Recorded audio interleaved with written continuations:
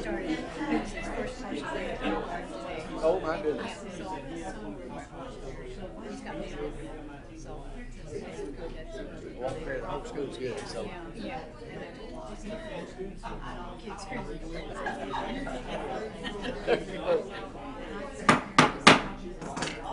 good evening, ladies and gentlemen, and welcome. It's about time to start the study session for. Wow, my microphone's working good tonight, and with a big mouth like mine, it's really booming. We're about to start the study session for August the 6th, 2019. Before we do, I'm going to stand for a moment of silence, followed by the Pledge of Allegiance to our country's flag, and anyone who would like to join me, please feel free to do so.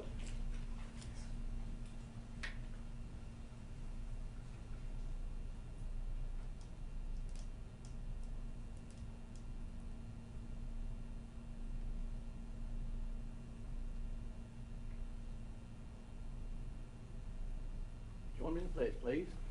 I pledge allegiance to the flag of the United States of America and to the republic for which it stands, one nation under God, indivisible, with liberty and justice for all.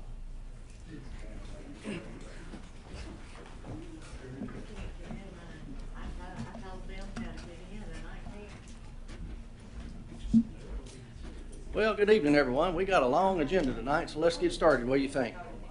First item on the agenda is road improvements for Liberty Creek campus, and I believe Mr. Jim Harrison's going to present that for us. Mr. Harrison, come on down.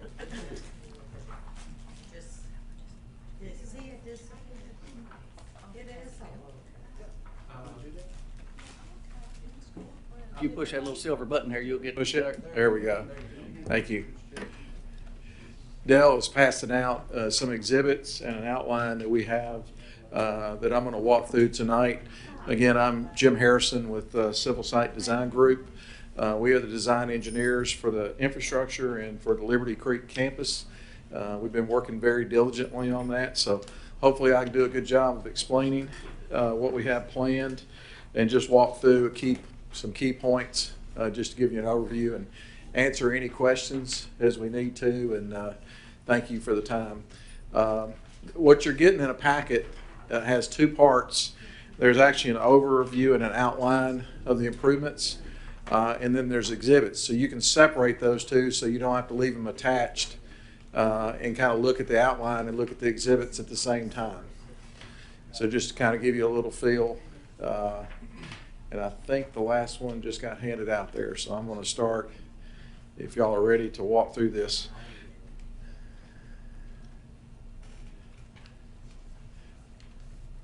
All right. Up at the top, and I'm really just going to kind of read through these so I don't miss anything. The following is a summary of planned improvements and how they will be implemented along with the campus development. Also included are some general parameters to give some context for the capacity of infrastructure in the area around the campus. The first is we completed a traffic impact study. That was completed by a traffic engineer in February of 2018. We did that a little early in the process just to make sure we could get ahead of some of the design and work on that as quick as we can and get that through the process.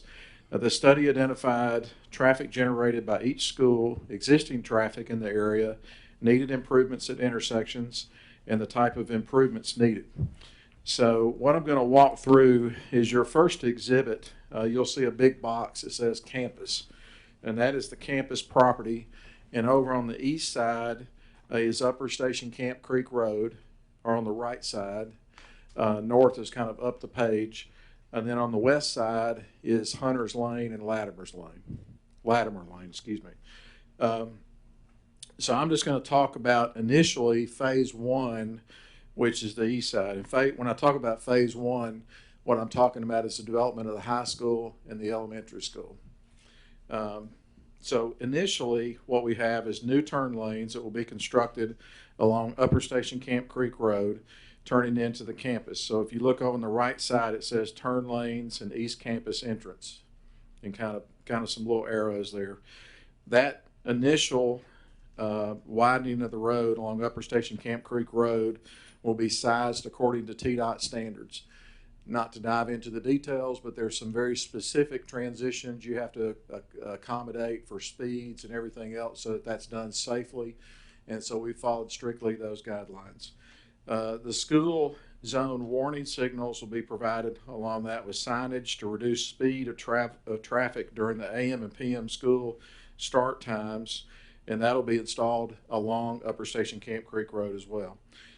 Traffic on Upper Station Camp Creek Road at the full campus build out of the elementary school, the middle school, and the high school will increase from what it's currently at, 16% of the capacity of the road, to in a stable, good, healthy traffic condition, to 22% in the morning traffic and 26% in the afternoon traffic. So we're well within the parameters for those peak traffic having a stable condition on the road, meaning traffic's moving. The addition of the turn lane improvements as identified is adequate for good traffic flow, safety, and operations in the campus area.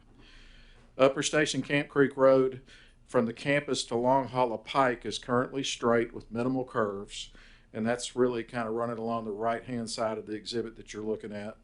The design plans will widen portions of Upper Station Camp Creek Road from 19 feet to 24 feet with shoulders, just to make sure we've got adequate width along the roadway. The intersection of Long Hollow Pike and Upper Station Camp Creek Road will include installation of a new traffic signal. That's kind of down at the bottom right-hand corner of the exhibit that you're looking at. That traffic signal has already been warranted and approved by TDOT. And initially, the signal, along with the existing turn lanes, will serve as phase one. Phase one, again, being the high school and the elementary school, and the amount of traffic that's generated by that. Phase one will also include, along the left-hand side, Latimer Lane and Hunters Lane, excuse me. For the western campus access from Hunters Lane, will be realigned to create a new intersection and replace an existing unsafe 90-degree curve. You can see that on that first exhibit on the western or the left-hand side of the campus. There's an improved intersection. It says improved intersection west campus entrance. That's where there's an existing 90-degree curve, and we'll be taking that out and turning that into just a conventional intersection, which will seamlessly flow and allow traffic to flow into school peak and non-peak times into Hunters Lane. On to page 2 of the outline, phase 1 will also include on Latimer Lane and Hunters Lane, new turn lanes will be added at the existing Hunters Lane, Latimer Lane intersection, which you can see kind of down at the lower left hand. I'll get into a little bit of a enlarged exhibit that's in here in your packet as well. It will also include turn lanes at Latimer Lane and Long Hollow Pike intersection to accommodate increased traffic movements during peak school hours at an appropriate level of service. Traffic on Latimer Lane and Hunters Lane at full build out of the elementary school, middle school, and high school will increase from what it's currently at 7% of the current capacity for a stable condition roadway to 10% for the morning traffic and 11% for the afternoon peak traffic during peak school times. The turn lane improvements as identified are adequate for good traffic flow and safety and operation.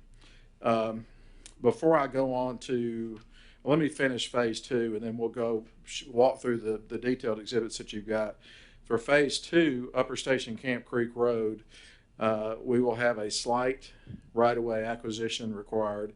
And phase 2, essentially what that is where you hit Long Hollow Pike in the lower right-hand corner of this. When phase 2 is along with construction of the middle school, we'll need to add some additional turn lane length, and that'll be added to the traffic signal that's been installed. There's a new traffic signal designed and will be constructed to accommodate these additional lanes, along with the turn lane extension for part of phase 2. The minor roadway, there'll be a little bit of minor roadway storm drainage improvements, which we've already looked at, along with kind of along the west side of Upper Station Camp. One thing I think I mentioned it, but I'm not sure I did. At that intersection, there's a traffic signal at that intersection, and currently we've got a request into TDOT to fund that, just to see what they will fund. and they have agreed to work with us on that. We've been working with them to try to leverage some of those dollars and help with county funds if we can. We have the ability to fund it ourselves, but it'd be better if we could use some of those state dollars to help us fund that traffic signal, because obviously there's other things happening at that intersection. The exhibits that you have, if you flip back through the bigger sheets, really they are just enlargements of what we talked about earlier. The second sheet is an intersection along Hollow Pike and Upper Station Camp Creek Road, where it shows the phase 1 and phase 2 build out for the turn lanes, and it has a little arrow pointed where the traffic signal will be. The right-hand side of that second sheet are the widened lanes along the east side of the campus, where we're widening out lanes to have adequate turn lanes into the campus itself on the east side. And then the third sheet shows an enlargement for the improvements on Hunter's Lane and the improvements on Latimer Lane. So I know I walked through a lot of stuff really quick. We've gone through and spent a lot of time going through the details of this, but just want to be here to answer any questions that you may have and walk through those. Mr. Daniels? Yeah, I've got one question. Just Yes, sir. when you're talking about the current capacity for a stable condition roadway, you've been talking about 7% and 10%. How's that calculated? I mean, what would 100% look like? Well, there's actually two parameters. The Federal Highway Administration has guidelines for different classifications of roadways, and there's really a range. It gives you a bottom range and a top range. We took the bottom range just to be more conservative, and basically what it does is it says for a level of service C, a level of service C has a fairly small minimal delay, and that's the way they define that. And they've done tons of research. I've actually, the packet I've got in my office where they've gone through and looked at different examples across the country. And for a 2-lane road, you know what the capacity is. It's kind of like it's almost like you've got a size of a pipe that you know you can pass traffic through. And this one's got some driveways along parts of it. They're spread out more, they're concentrated more, so it takes into account those conditions as well. So that's the way you do it, is we use Federal Highway Administration data to judge that capacity. Okay. It's a very reliable source. Thank you. Mr. Wise? Thank you, Mr. Chair. Can you take your finger and point, where are the first two buildings going to be in that box you called it? Can you just In kind the of, campus itself? yeah, The high school is going to be over on the right-hand side of the campus. okay. The elementary school is going to be over on the left-hand side of the And campus. that goes with my second question. What are your thoughts on the traffic on Hunter's Lane? Are we going to direct elementary traffic toward Hunter's Lane? That's a great question. There will be a connecting road that runs through the campus, which will give people choices as to whether it's more convenient for them to run towards Upper Station Camp or towards Hunter's Lane. All of one particular school will not be directed to any particular road. We want to optimize and give parents and students as they drive in and out, and teachers too, as they drive in and out of these campuses, to make the best optimal choices. That minimizes the number of trips. It also gives them 2 ways in and out. So there'll be a road running through the campus that will allow them to go either way. Which helps us with safety. Which helps us with safety, trying to get people onto and off campus in a relatively fast fashion. It also gives us where I've been out, kind of Jim has been as well, since May, focused on traffic on some of our campuses. And all of that queuing space that we have from the road onto our property, but specifically onto our property, the more queuing space and movement we can allow cars, the easier and the better the flow will be for people to get in and out and drop people off and pick people up and all those sorts of things. So as you think about it, what we're trying to develop with not only the turn lane on the east side of campus and the road improvements basically for egress and regress off Hunter's Lane, is a big portion of that is how we're designing and staging the road connected to each building that will be on the campus. Okay, and then one other question that I have.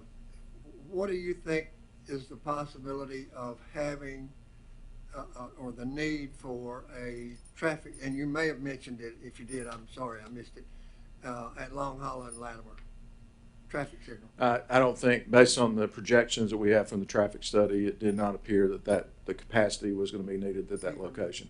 Yes, sir.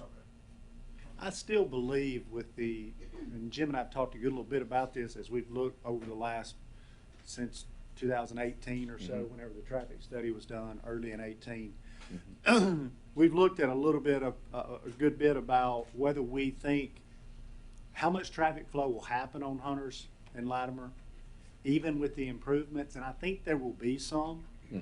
But I think the roadway, the intersection at Long Hollow with the signalization, most of your numbers of cars were going to come from that direction. So I think that you're going to have more flow from the east side of campus than you will the west side of campus. Does that make sense? I think you'll see a lot of people come through that Upper Station Camp area into the school complex and past the high school and go down to elementary and come back. One thing. That's what we believe anyway. And that's exactly right. And that's what the traffic study modeled. That's what they anticipate as well. But one thing that we're going to have that's an advantage a little bit, because we'll have the high school and elementary school coming online, is we'll have a chance to go out there and count traffic before we get to that maximum condition. And we'll be able to really visibly observe that. Along Upper Station Camp Creek Road, we'll be able to watch and kind of double check that along Latimer Lane. All that is built into our process when we do that last piece of the campus. And I think it gives us a chance to monitor things and really kind of take a second look and double check some of those things as time goes along. Ms. Brown? I just wanted to know, is Upper Station Camp Road a county road or a state road? It's a county road. It's not identified as a state route of any kind. So that way, if we had to have a light along any of that, we could do it. Yeah, the only traffic signal that we really think is going to be needed will be Is down the at Long main Hollow, which will be down with the state route. We will have a little bit of a peak right there in front of the high school, and we'll have some Right. traffic control officers controlling that, but it's such a concentrated peak that it's not spread out. It really doesn't suit a traffic signal typically. One thing that's important too, that I know is marked on the bullet points that Jim gave us, but if you look kind of at how Jim has this structured, the improvements we talked about with the east side of the campus on phase one, all of that is, well, number one, the light's already been warranted. I mean, we just have to call for it, but and we have the warrant from TDOT. But if you look at the improvements on the east side of campus, the turn lane that we're doing, the turn lane improvements and the signalization, all of that's going to be done within the right of way that's existing. Right. So that's just a matter of us getting it done, because TDOT's already approved all this. That's right. On the Hunters Lane side, if you look, there's slight right-of-way acquisitions, that have to be bought to make the intersection better on both ends there and with that turn lane. But we feel real good that that'll happen. And I think one thing, it's not only the school side of us getting traffic onto the campus and off safely, parents and students and teachers, staff, ball games, those kind of things. But these improvements will also help people that travel that corridor. It's going to help them move from home and to work and other places more easily, So that light, if you remember back when I presented the new school funding request to you guys, we were in the gym. If you remember, I said, we already at that time had the warrant for the light. You remember me talking about that and how important the future would be for that light, that signalization at Long Hollow and Upper Station Camp Creek Road, especially thinking about the future with Creekside. You remember that? And how buses would be able to utilize that green light to go straight through? Y'all remember me talking about that? So we have 527 kids living in Creekside. I say Creekwood, Creekside, subdivision trying to get. Andrews. Yeah, I have a couple of questions. One is, with that where Latimer comes out on Long Hollow, that's a pretty tricky intersection as it is right now. And I know that if you're coming off of Long Hollow, turning onto Latimer, that to the right is a house that's pretty close to the road there and so forth. And then I can't remember exactly how that looks there to the left, but it's always been pretty dangerous. The way that traffic comes down coming from the beach community and the way it kind of curves and so forth. So is some of the way that this is we're going to recreate that intersection or whatever, are we taking those things into consideration as well? Will there be any type of school zone type light at that point or something just, I can understand where maybe there wouldn't be as much traffic on that section of Right. Long Hollow because that side they can go through the neighborhood and access Hunter's Lane. But currently that intersection is it's very concerning. I personally choose to try not to go in or out of there just because it can be so dangerous. So how, especially with the proximity of that house that's so close, how does that work? The main thing that we have out there right now is the lanes are narrow, and there's not a separate left and right turn lane. So there's not enough width to move around somebody that's turning left. But we have looked at that. It doesn't come in at 90 degrees. It comes in more like about 60 degrees, which is less than ideal. We looked at the sight distance. Our main thing was to give good, safe, wide lanes so that people could pull up, and you had essentially one more option as you're pulling out from Latimer Lane onto Long Hollow. You have a lane to turn in if you're going right, you have a lane to turn in if you're going left, and so people don't get stacked up, which helps enormously. We looked at that probably about 2 or 3 months ago as we were doing the design. I've actually made a note as you were sitting here talking to that. We'll go back out there and double check that just to make sure we're not missing something. We've looked at the sight lines, we've looked at the lanes, but we're going to make sure it's safe when people pull up there and safe for the amount of traffic that we have. The amount of lane stacking that we have there is based on what the traffic study tells us is going to be anticipated, but we will go back out there and double check that. We want to make sure we've got that for sure. And then also that 90-degree angle down off of Hunter's Lane where you come off of Latimer. I know there was something similar to that on Drake's Creek, and before, at least I know before Burris was open, I can't remember if it was around the Knoxdall's time. I don't think it's been that long. They did some straightening there. It obviously didn't go from 90 degree to straight. It's kind of more of an S curve. Is that kind of what we're thinking as well that we will be doing there, or we be going through the school property and trying to? This one will turn more into a conventional T intersection. So it'll be a situation where you come up and stop and turn right instead of try to drive around the 90-degree curve. Okay. The one that you're talking about that's the S curve, we worked on that. Actually, the bottom side of that was about 20 mile per hour design. We were able to straighten out that to be a 35, 40 mile per hour, plus get shoulders over the box. But the north side, if we would have improved that, would have flooded a house that was immediately upstream from there, so we couldn't do that other part. But we wanted to get it where it had better shoulders and met the design speed. I feel like that has been a great improvement in that area. I mean, I drive it multiple times a day, so and definitely flows much better than what it did previously. So I was just trying to get my head around how that was going to look. Additionally, what about over on Upper Station Camp Creek where Liberty Lane comes out? I know I have personally seen lots of lots and so forth in that area going for sale, and so they're, even if it's large farms and they're breaking them into 1 to 5 10-acre lots, that's still increased homes that are coming in that area. With the increased traffic going up Upper Station Camp, have we taken into consideration as far as buses then also having to or more buses going into that area, have we thought anything about that intersection and needing to do any improvement there? We actually have. We don't anticipate that that's going to be needed right now, but I'll say this. We have actually diagrammed out a conceptual layout and looked at it because we realized that that's a possibility. The traffic study told us that it was probably not going to be needed, but we know that's actually another location I didn't mention a few minutes ago.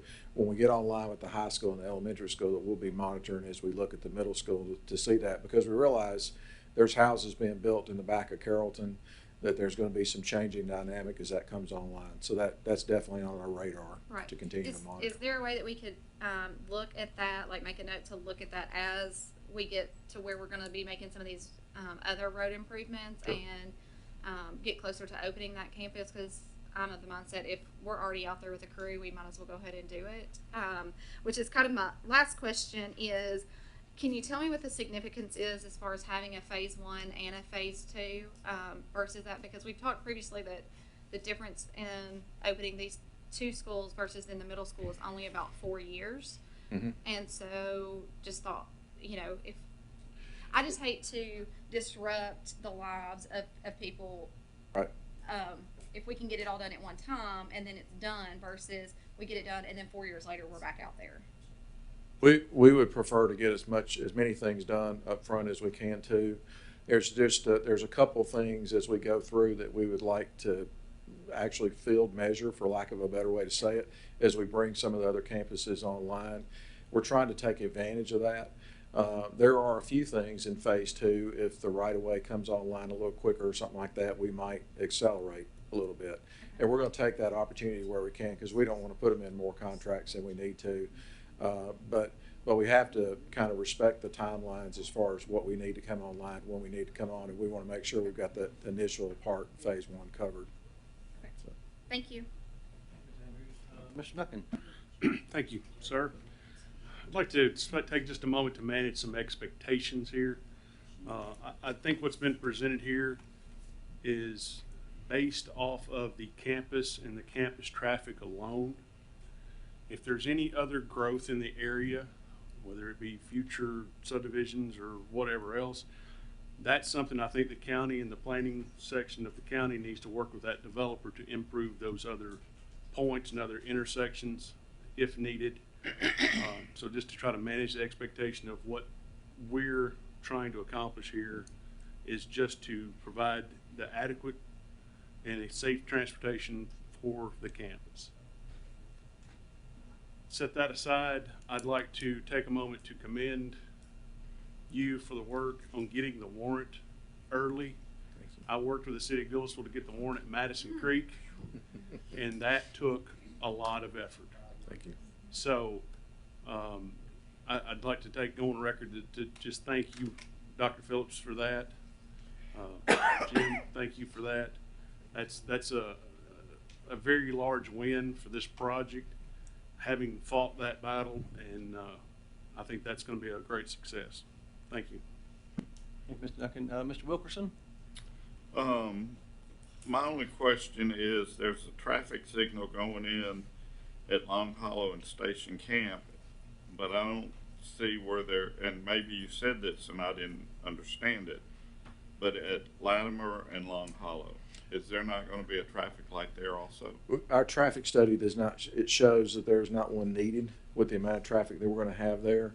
That was one that I mentioned a little bit ago, because we're doing this in phase 1 and phase 2. When the high school and the elementary school comes online, that's one of the areas we're going to monitor before we bring the middle school online. But initially, the traffic study did not show the need for a traffic signal there. So there's less traffic in this part of Long Hollow than the other part? We would anticipate from the campus that there will be less traffic going to the west than there would be going to the east and accessing Upper Station Camp. The other thing about Upper Station Camp Creek Road is that there's already quite a bit of traffic with the subdivision with Creekside. That's why it's already warranted. So it's already at that point. We will be monitoring that closely. And in fact, with the middle school campus, I mean, with that portion of the campus development, I've already got penciled in a warrant study to check those things and make sure we double check those things very carefully. Okay, thank you. Thank you, Mr. Wilkerson. Ms. Brown? What I wanted to bring up is the fact that, I don't know if any of y'all have noticed this in the paper, but what I understand, because of fire protection, you've got to go with a city. Am I right on that? But whatever that, whether you do or not, if you have to go with a city, the cities now, and I do not know about Hendersonville, but I know Gallatin has already bought the computerized light system. So that's gonna be a big game changer for every places you get crowds of cars.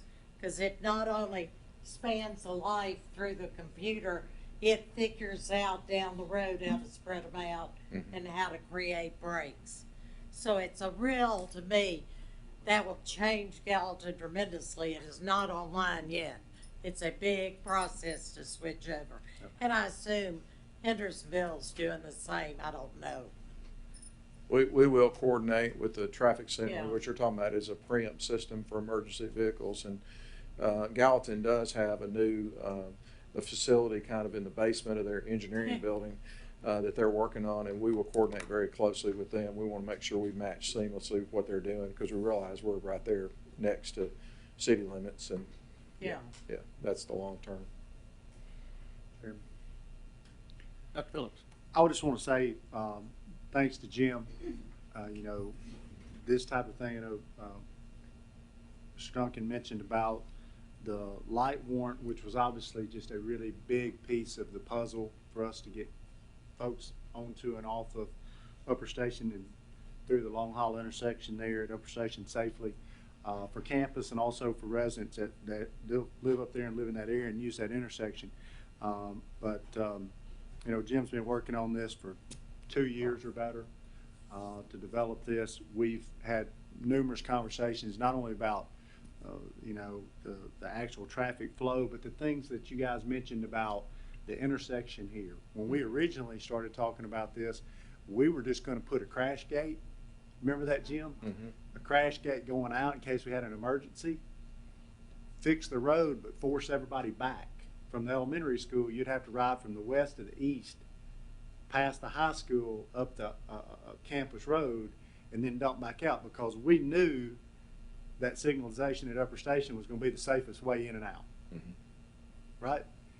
And that's still not necessarily an option that's off the table, but back to Ms. Andrews' point, if we make these improvements, then we can still pull that lever later on. Does that make sense? We can still do something and force them unless we have ballgame traffic or something we want out, where we're going to manage that intersection, physically manage it. Does that make sense? So, you know, it kind of goes into what do we think these improvements in phase one are going to do for safety for everyone involved. Let's put ourselves in the best position. And then phase two, once we redo traffic counts and we're getting ready to add the middle school, then we'll have a warrant issue maybe down at Latimer. Maybe we won't. We may need a turn lane as Carrollton develops southbound, turning left into Liberty. You know, those are the kind of things that we can look at as the campus develops and we understand exactly what peak counts would be. So I just throw that out there. It's good questions, all things that Jim's thought about, and he's done a great job. Thank you. Amazing planning. Thank you, Dr. Phillips. We Ms. Hayes. we have done it. Ms. Hayes. Thank you, Chairman Brewer. Yes, amazing job. Thank you, Thank you. Jim. Thank Just you. appreciate your Thank you. diligent work. Appreciate y'all Couple work, too. quick questions. Yes, ma'am. What is the distance between the Long Hollow entrance and the Long Hollow to Upper and the Latimer, Hunter's Lane intersection? What's the distance between those two major? I believe it's about 1.2 miles. I don't know exactly. Just looking at this map is really to scale. Here, on Long Hollow. About 1.2. If you're you've got, It's 0.9 tenths of a mile from Long Hollow to where we To the start campus. property Right. on the turn lane. So This it's one is 9 tenths of a mile. Yeah. how about here to This here? one is about 1.2, I think. That's right. That's right. Signal lights placed, is there a certain distance that they'll let you place signal lights, or is that a state? Well, you have to get approval from the state on Long Okay. Hollow Pike, but there's enough spacing between those That you two. can If have. that happened, what you would want to do is go through a warrant study, because we all know Right. you don't want too many signals up. You want to Yeah. make sure that you're putting them there if they're needed, but you don't want to put too many of them. So you follow the formula, and if it meets the. Yes. Yes, ma'am. Is this a railroad track? No. The pipeline, gotcha. Coming in, I thought that would be strange, I didn't think that was there. Thank you. Thank you. Thank you, Ms. Hayes. Any other questions? Any other comments? Seeing none, Mr. Harrison, sure do appreciate it. Thank you. Done a great Appreciate job. y'all. Appreciate Thank what y'all you. do too. Thanks. Next item on the agenda is presentation regarding alternative program. Ms. Dam, Ms. Holman, Mr. Holman? Yes, we have decided this summer, once we had, Dr. Phillips had brought David Hallman back to R.T. Fisher Alternative School, to take this opportunity to kind of revamp the program. Some of us remember Pat Brown was on the first committee. I was on the committee. David was on the committee when we first found out we got the property of the old Venus Stewart building to make an alternative school. So we were all on that committee and came up with our first program. And looking back, it's time to revamp a little bit.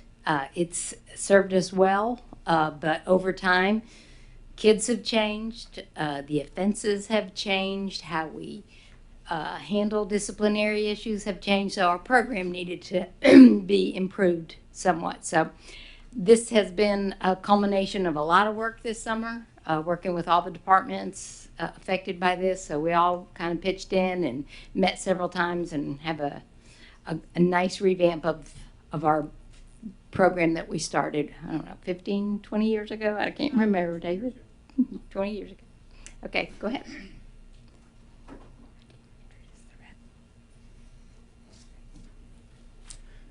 Good evening, and I just want to say that, well, I'm going to say something else first.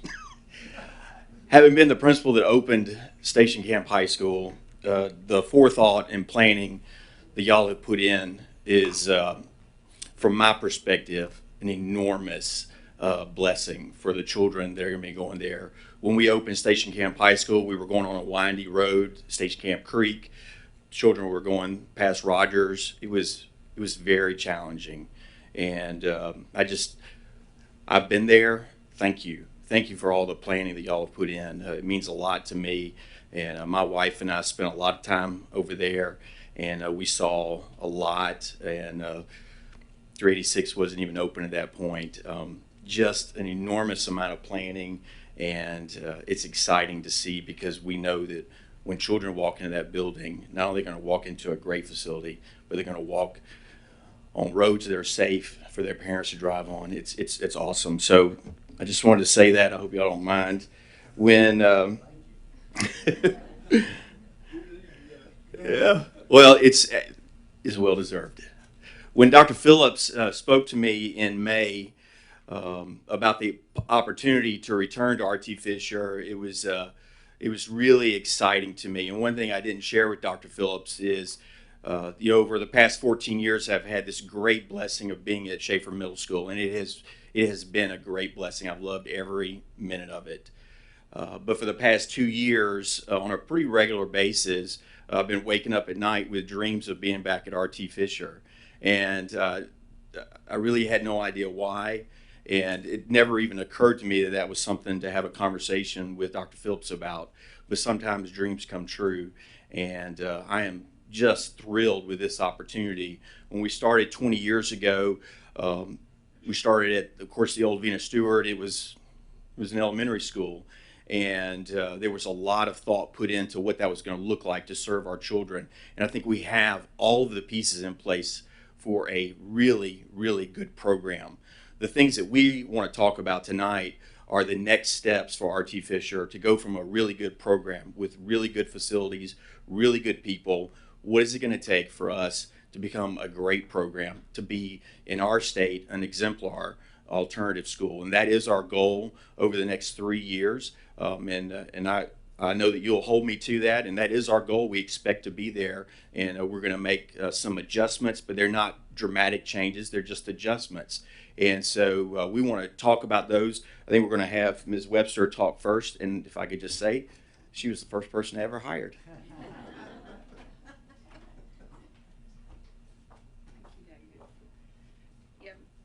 Mr. Holman and I go way back. When I hear about 20 years ago, I'm feeling a little old right now.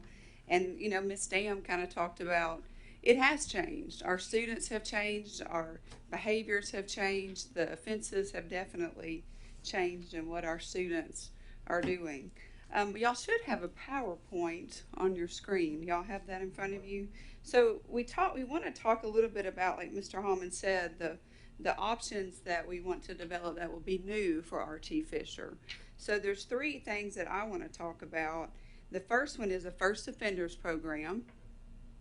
The second one will be a Love and Logic parenting class that we want to add at RT Fisher. And then the third one will be the continuation of our Face It program, which has been there for several years. On the next slide, the first offenders program, when we talk about the options that our disciplinary hearing committee has, in the previous years we've been kind of limited. And as things have changed, we feel like we need to have different options that our disciplinary hearing committee needs to have. So our current options really have just existed of, placing a child at RT Fisher, expelling the child, or sending them back to their regular school, back to their zone school. And also when we talked about the need to have some different options, when we look at a student that has committed an offense of selling drugs on school campus, and then we look at a student that may be a straight A student, they may have never had a disciplinary issue at all in their education. When we compare those two, we need to be able to consider different options for their consequences. The options that we had before were, we were giving them the same consequences. We would either send them to RT Fisher to complete the program. Well, when we look at what's in best interest of the student and the impact that it has when we remove a student from their homeschool environment and send them to another environment, it really does have a huge impact. Research tells us that it disrupts their learning environment. They're not on the same, that they didn't have the same teacher, their instruction's different, so their grades can be different. It really affects their learning. So we talked about having different options for when they're brought to us for a disciplinary hearing. So one of those options was the first offenders program. This first offenders program would be for that student that I talked about earlier that would have, they were a straight A student or an honor student or a B student. They don't have to be straight A's. But they've had 0 discipline.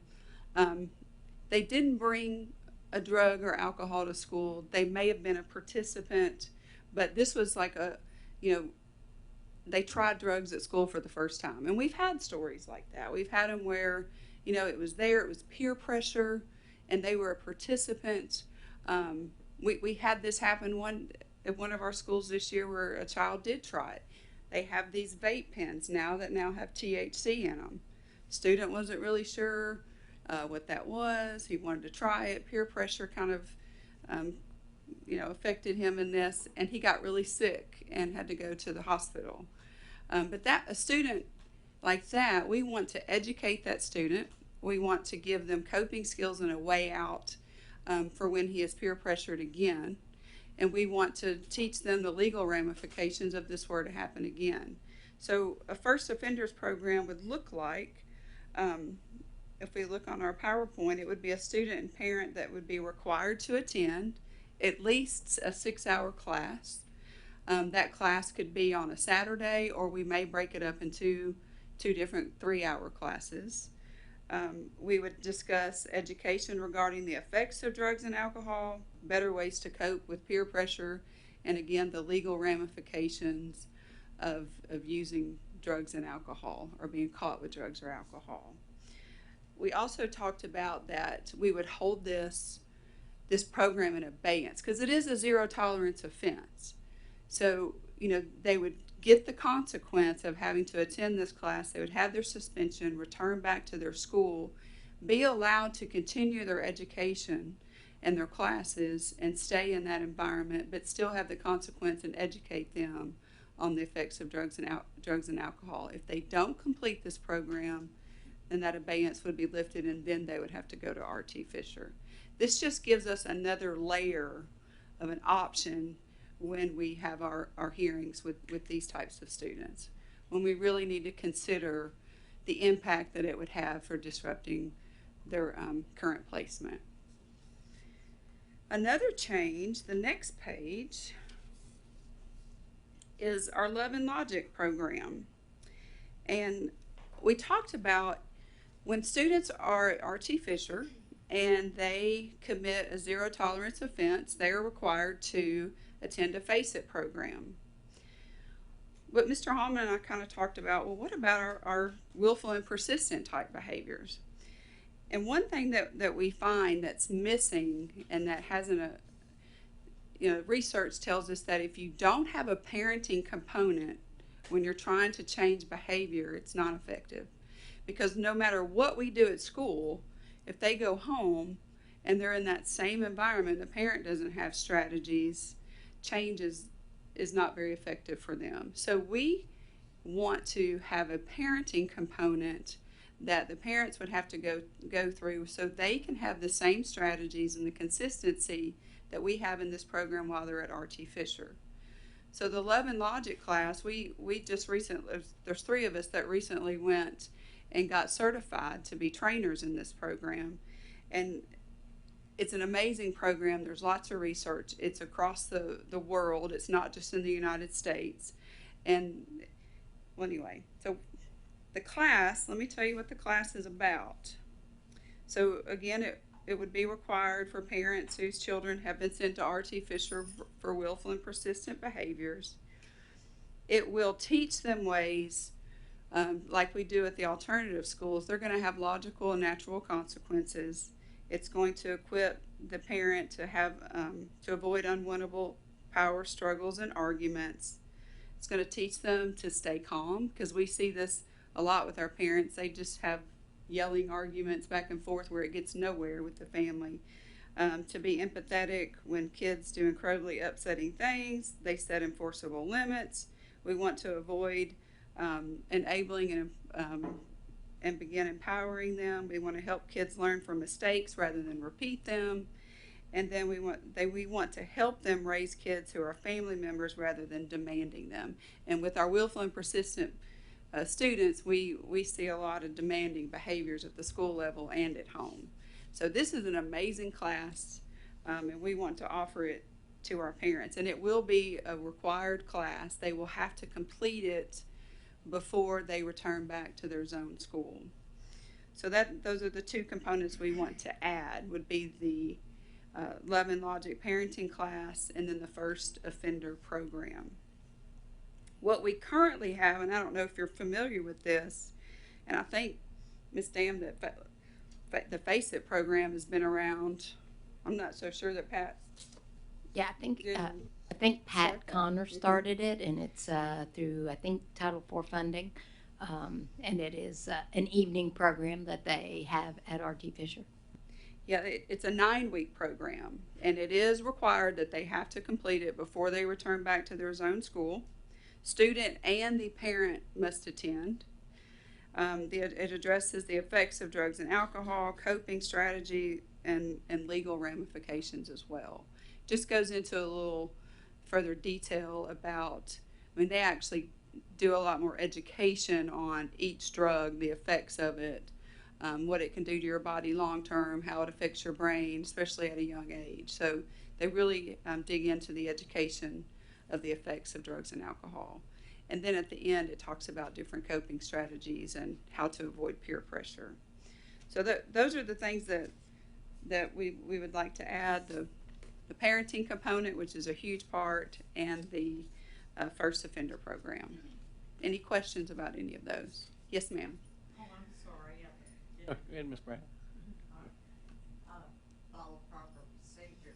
The only thing that I've noticed, and it may be through all these things and not showing, is that I think students need so much of, it's your choice what you do.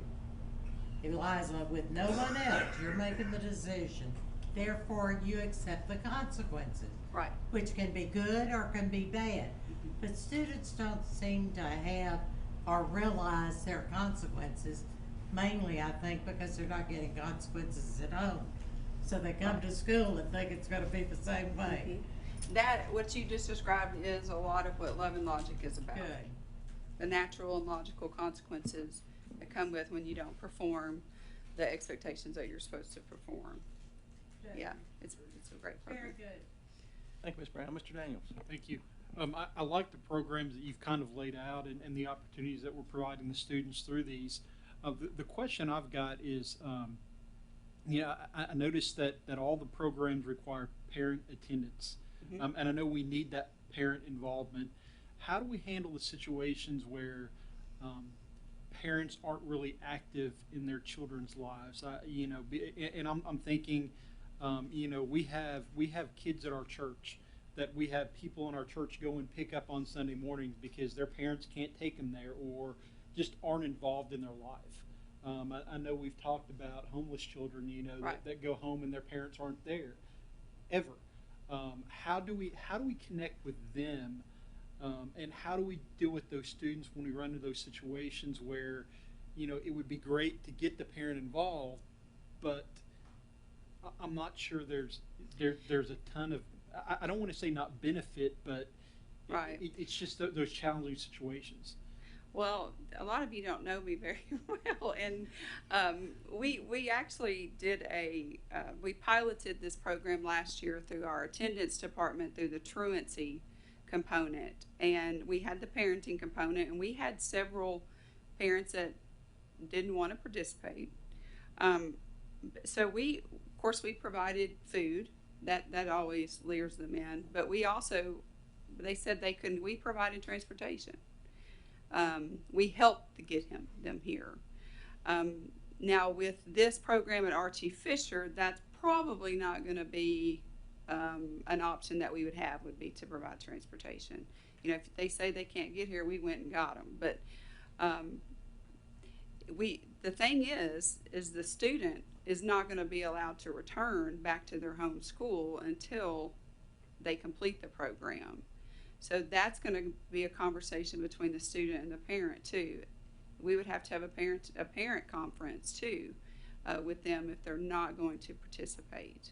I don't know if we could put something in where if the child gets another adult to come with them. But as far as Love and Logic, it's going to have to be the home. I mean, for it to work, they're not going back to that other home. They're going back to the home where they're going to be residing with their parents. So that may be an issue that we have to address with our crisis social workers, or, they're going to have to participate. Thank you, Mr. Daniels. Ms. Hayes? Sorry, did I cut it off? I did. Melanie, Yes, ma'am. with the new state legislation, the governor's legislation on alternative education, is that basically, or I not read every word in it, but does that deal with having the building that every county or city, your county has to provide an alternative education place, or is that in the number of days students stay and are? It does state that every county shall have an alternative school. So we have to have an alternative school. It doesn't discuss the amount of days or the length or what type of program is there. The thing that it does discuss that must be in place is that there is a transition component back to the home school. So that is a component that Mr. Hallman will talk about later. That's going to be a very important piece of student being successful, is the transition piece, and that is in the law. Thank you, Did Melanie. I answer your question? What it says in the law is that you must have a program for grades 7 through 12. Right. Yes, 7 through 12 is mandatory. 1st through 6 would be optional, but you are required 7 through 12. Okay. Thank you, Ms. Hayes. Ms. Brown? Oh, I'm sorry. Ms. Brown, you'd already talked once. Let me get Ms. Andrews first. Thank you, Mr. Brewer. And it may be coming up because you said something about transition, and that's my question is, I'm familiar with the Parenting with Love and Logic. I may or may not have used it on my own children. But I think that it's great, and I think that it's great when you're in that environment. But what are we going to do then for when they go back to their home school, and that still needs, the parents may still need some support in that. Right. And so what are we doing with the homeschools and giving them information that it's kind of an overall partner and making sure that this is a success. Right, and I agree with you. That is a huge piece for it because you're in a totally different environment from a controlled setting at RT back to their school environment. And does it get lax with the parenting part? And Mr. Hallman is going to talk about that. He has an idea about transition and about the use of counselors. So I'll let him address that. Any other questions? Ms. Brown. I would like to say that I understand what you were saying, because I've had the same situation. You cannot make some of these parents come. Right. But I will say this also. David worked for me when I was a principal, and he's excellent. Comes up with great ideas, and believe me, if they want to know consistency, he's Mr. Consistency and Mr. Rule Follower. Yeah, I mean, sometimes he was ready to throttle me, and I've always been very strict, but, you know, I think he learned a little from me too. Sometimes you have to look at another way, and I think there's got to be some way for that kid that really does want to straighten out, and he just has lousy parents that will not cooperate. But I have faith that David will come up with a solution. And we have a wonderful relationship with our juvenile court. We work very Yeah. closely with them. And if this student happens to be on probation, and it depends on the offense, if it's a drug offense, you know, and even willful and persistent, we can talk to their probation officer and they can contact the parent, and they have a little more oomph that they can kind of use or leverage they can use with the parent. And also, I think that one thing you might consider, I would even be willing to do it, I might have to get somebody to ride with me, but volunteers to pick up people. Mm-hmm. You know, because I would hate to think that the only thing standing there is lack of transportation. But I can understand how it could. Right. And if that is the only thing, Yeah. then we can be creative and come up with different ideas. Thank you. I think it's wonderful. I'm so excited because I had noticed just from visiting it needed a little tightening up there and a little consistency. And of course, what these kids lack in their life is consistency. Right. So I really appreciate y'all Thank you. redoing this, and Dr. Phillips. Turn it over to Ms. Apple. Good evening. I am Leanne Apple, and I'm a special ed coordinator that works with RT Fisher. I've known Mr. Hallman a really long time, but we'll forget that, and we'll talk about that later. So one of the things that we spoke about this summer when we were meeting is that we really felt like we needed to give our teachers more tools, and we also needed to give our students more tools. So the two things that I'll be talking to you about are the two things you see on your slide. It's called Therapeutic Crisis Intervention for Schools, and also the Y-TRAP program. So the first slide, and there it went, okay. So the first slide is talking about Therapeutic Crisis Intervention for Schools, which we lovingly call TCIS. And TCIS was developed by Cornell University, and we have 7 certified trainers here in this county. We adopted this curriculum back in 2000, and we have trained a multitude of people in this curriculum. It's a preventative curriculum. It's really helping staff know how to be very proactive with students, how to work with students that have behaviors that can escalate, how you can hopefully bring their behaviors down and calm them down so that you can really work with the students and talk with them about what has happened.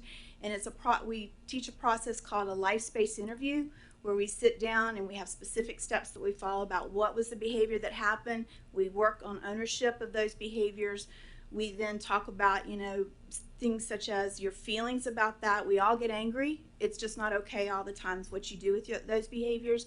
And we let the kids come up with strategies that they would like to implement in the class.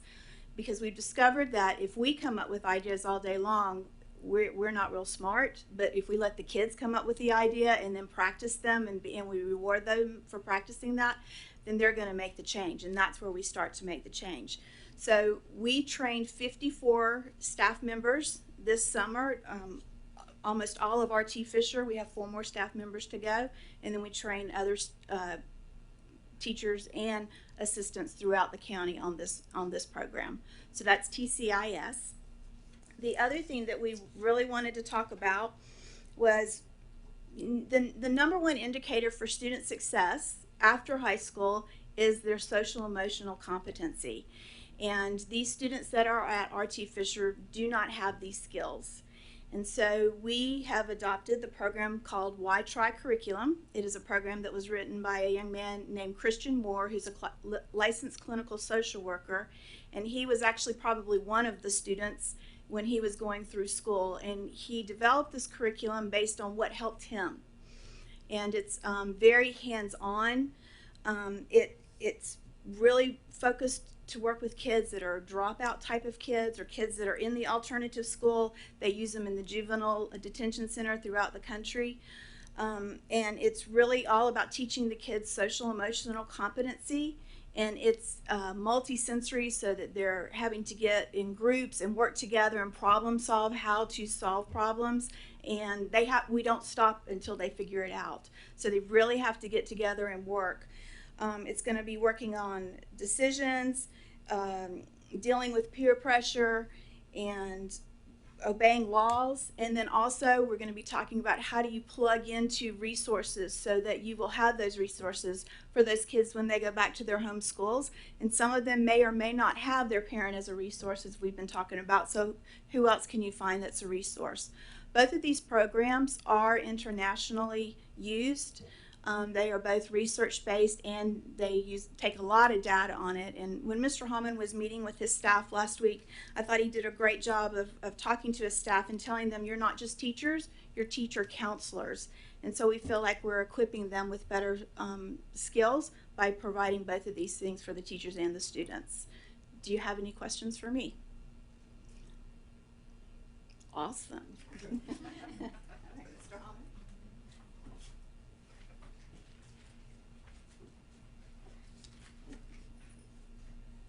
Mrs. Apple made this PowerPoint presentation, and she always forgets that I'm legally blind. That's not a joke.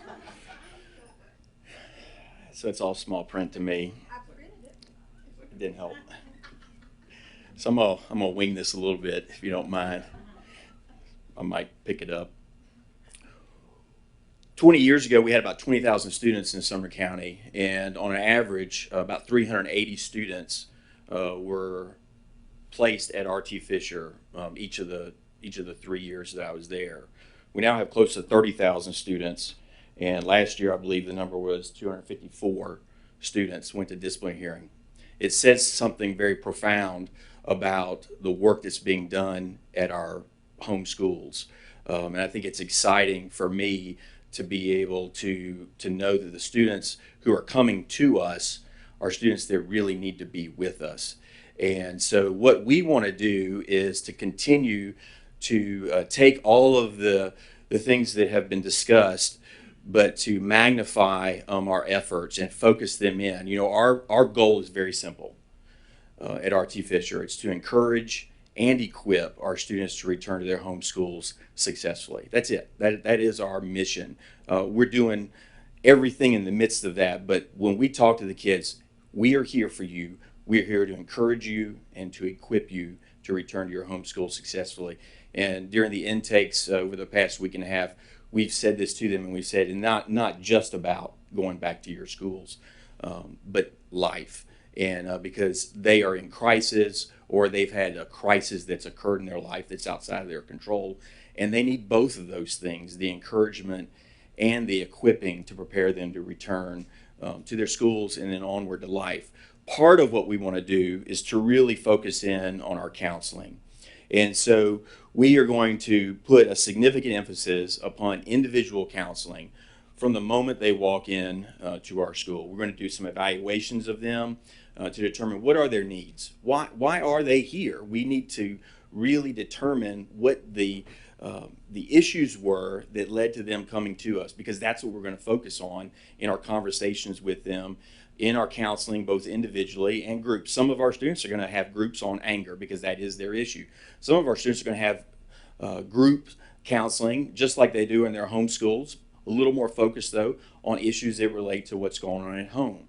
But we're going to make this a weekly part of what we do, because we want to have the academic rigor that we can provide the school, but we also want to recognize there's more to why they're there, and we want to prepare them to return to their home schools successfully. And as I talk about this, Ms. Apple, because you made it so small, I'm going to skip around. When we think of transition isn't at the end of the program. Transition is from the very beginning all the way through. And so the counselors who are working with our students, they're going to be working with them from day one, preparing them, talking with them about what it's going to look like. Because it's not easy to go back to your home school. And that's part of our conversation. And part of that also is a continuing conversation with the home schools. We don't want the home schools to send a student to us and then days later, 55, whatever the time frame is, we call them up and say, hey, they're ready to come back. It's not fair to that school, and it's not fair to our children. We want to make them aware, hey, this is what's going on. These are some challenges that we're seeing. This is the progress that we're seeing with whichever the student is. And so as we continue to have that conversation, we're also going to be identifying people in those home schools that are effectively able to work with the child when they come back, because we think that is essential. When we look at exemplar programs across the country, transition is a process that's ongoing from the very beginning of the time they walk into alternative programs to the time they walk out back to their home schools, and then continuing on for a period of time, 6, 8, 10 weeks, whatever is necessary to make sure that they have the support, not only internally with that school, but also this person that they have worked with over the time that they were at R.T. Fisher, developed, hopefully, very deep, meaningful relationships where they are honest and transparent about the concerns that they're having, and then we're there to support them alongside of those at the school that are working with them on a day-to-day basis. This is our vision for counseling at the school and for transition. Part of what we're going to do also, though, is we're going to provide even more training for our teachers. Because they are teacher counselors in our view. They are having conversations with the children that are in our building that are not normally had in a regular school environment, because they have the time, because our student numbers are low. You know, we're averaging, and we'll probably average less than 12 to 1 in a classroom. It's important that those teachers develop those relationships. So we want to work with them over the next few months on how to develop personal goals as part of our program. What are the issues that brought us here to this school? Let's deal with those. Let's evaluate those. Let's give them feedback. Feedback is hard for all of us. It's hard for me to get feedback. I think it is for anyone. But it's particularly hard for children that are angry, that are frustrated, bitter, lost, whatever the case is. So we're going to be working with them on how do you take feedback? How do you look at yourself, evaluate what your needs are, and develop personal goals that will help you improve and prepare you to return to your home school successfully? As part of that process, we do group evaluations, and we're going to be training the teachers on how to effectively do group evaluations, because group evaluations are not me standing up in front of the class and saying, great job, this is what your score is. Group evaluations is, hey, let's talk about what happened in class today. Tell me what you saw. Asking the students for feedback. Because when the students give one another feedback, that is a powerful conversation that is very different from the teacher. The teacher's still in control of it, so we got to teach them how to manage that conversation and how they finish that conversation. But that's part of the process. And this is a research-based, long-term processing evaluation tool that's been used for decades. It's very effective. The other part of that is just to help them to work with the children on long-range planning, the goal setting, etc. And so that's training that's going to be upcoming. We've already begun that process with them. When we look at the level system, it's still the same level system. Still level 4, 1, 2, 3, 4 with a return status. But one of the things that we want to do is we want to move from a privilege system that's based on tokens, and that's just my general statement, or Ms. Apple's, to a focus on three things. We want our privileges to focus on leadership, responsibility, and relationships. These are what we want from our children. We want them to learn how to develop positive relationships with one another. What does responsibility look like? Taking ownership of your behaviors, yes, that's part of it, but there's more to being responsible than that. But also leadership. It's one of our expectations for our students at level 4 as they get to that moment when they're about to return to the homeschool. We expect them to demonstrate leadership qualities. And so our privileges are going to reflect those. We also want our privileges to empower and encourage our parents to come in. And the past week and a half, one of the things, come in and be part of the program, part of the school.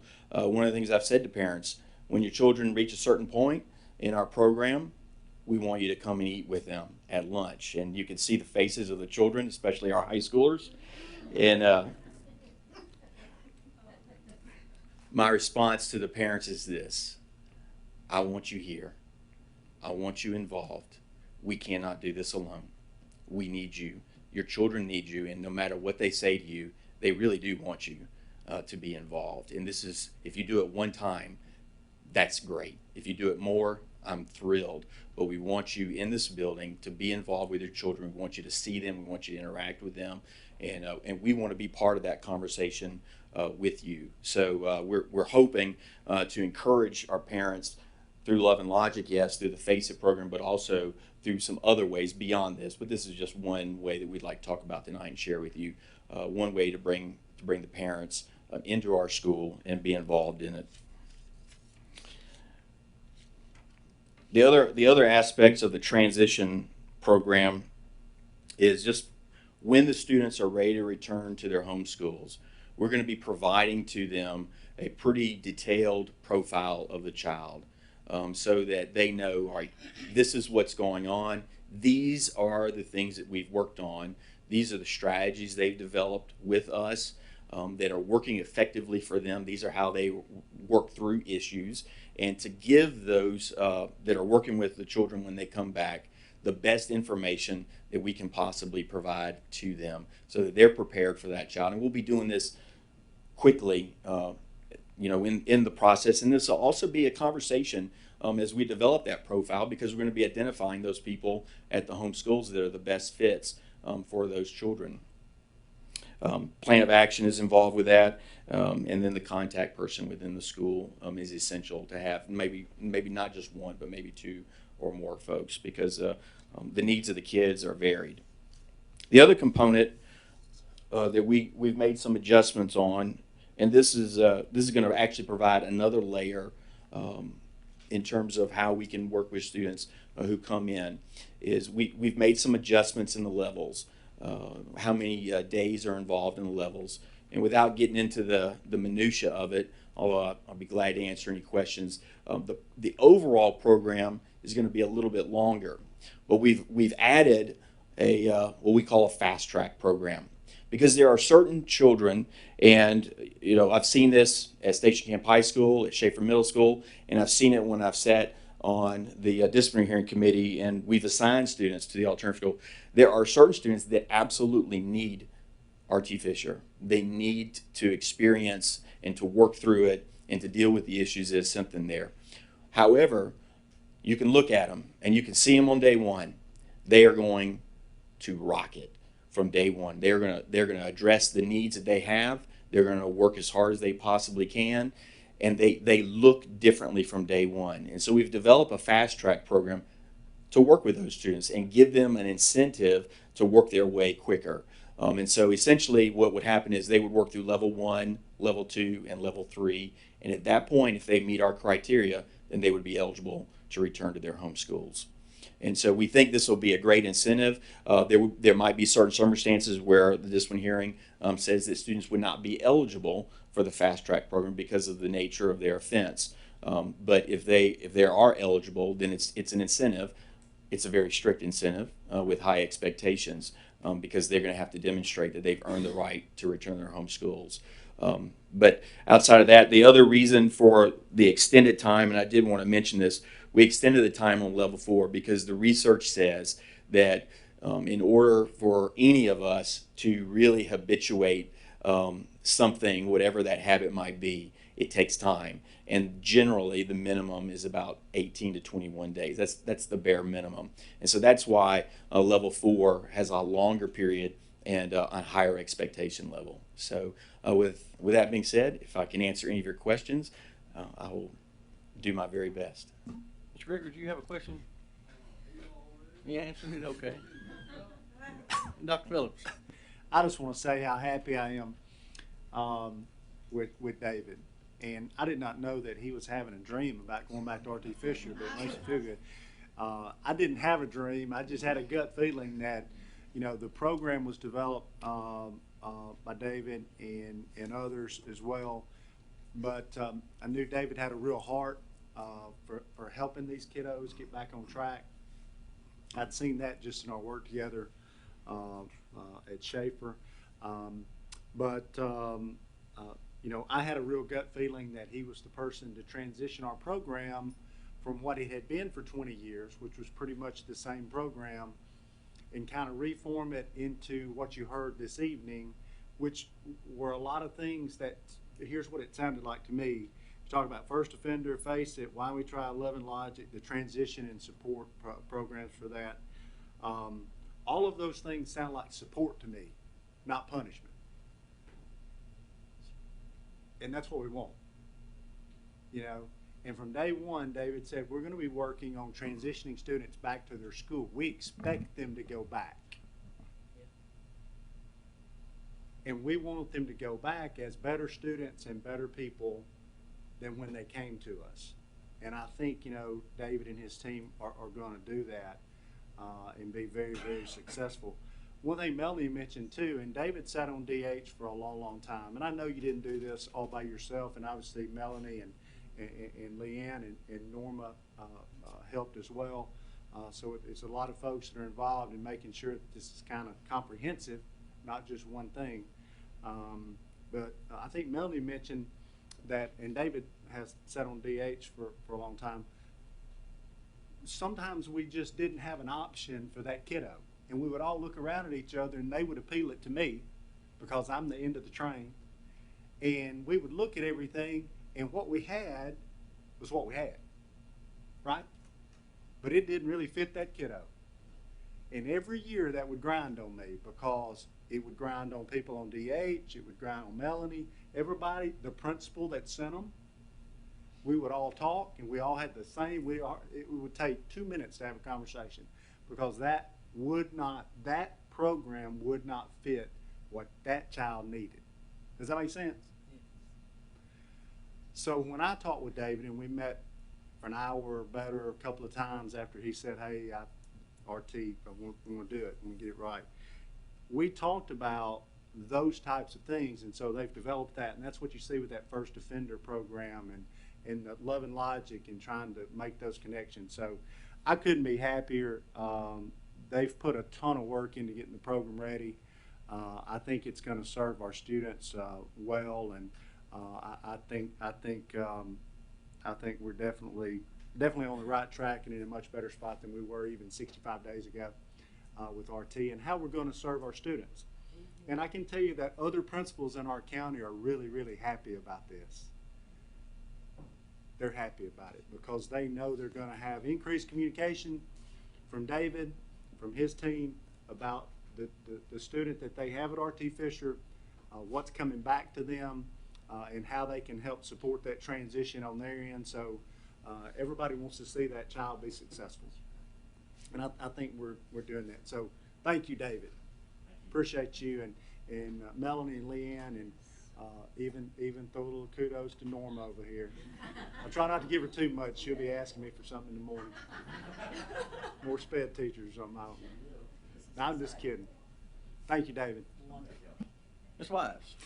Thank you, Mr. Brewer. We have almost 30,000 students in our school system, which means we have almost 30,000 different situations. And I'm just saying, wait a minute, Mr. Hallman. You cannot leave yet. Our meeting is not over. It lasts 3 more hours.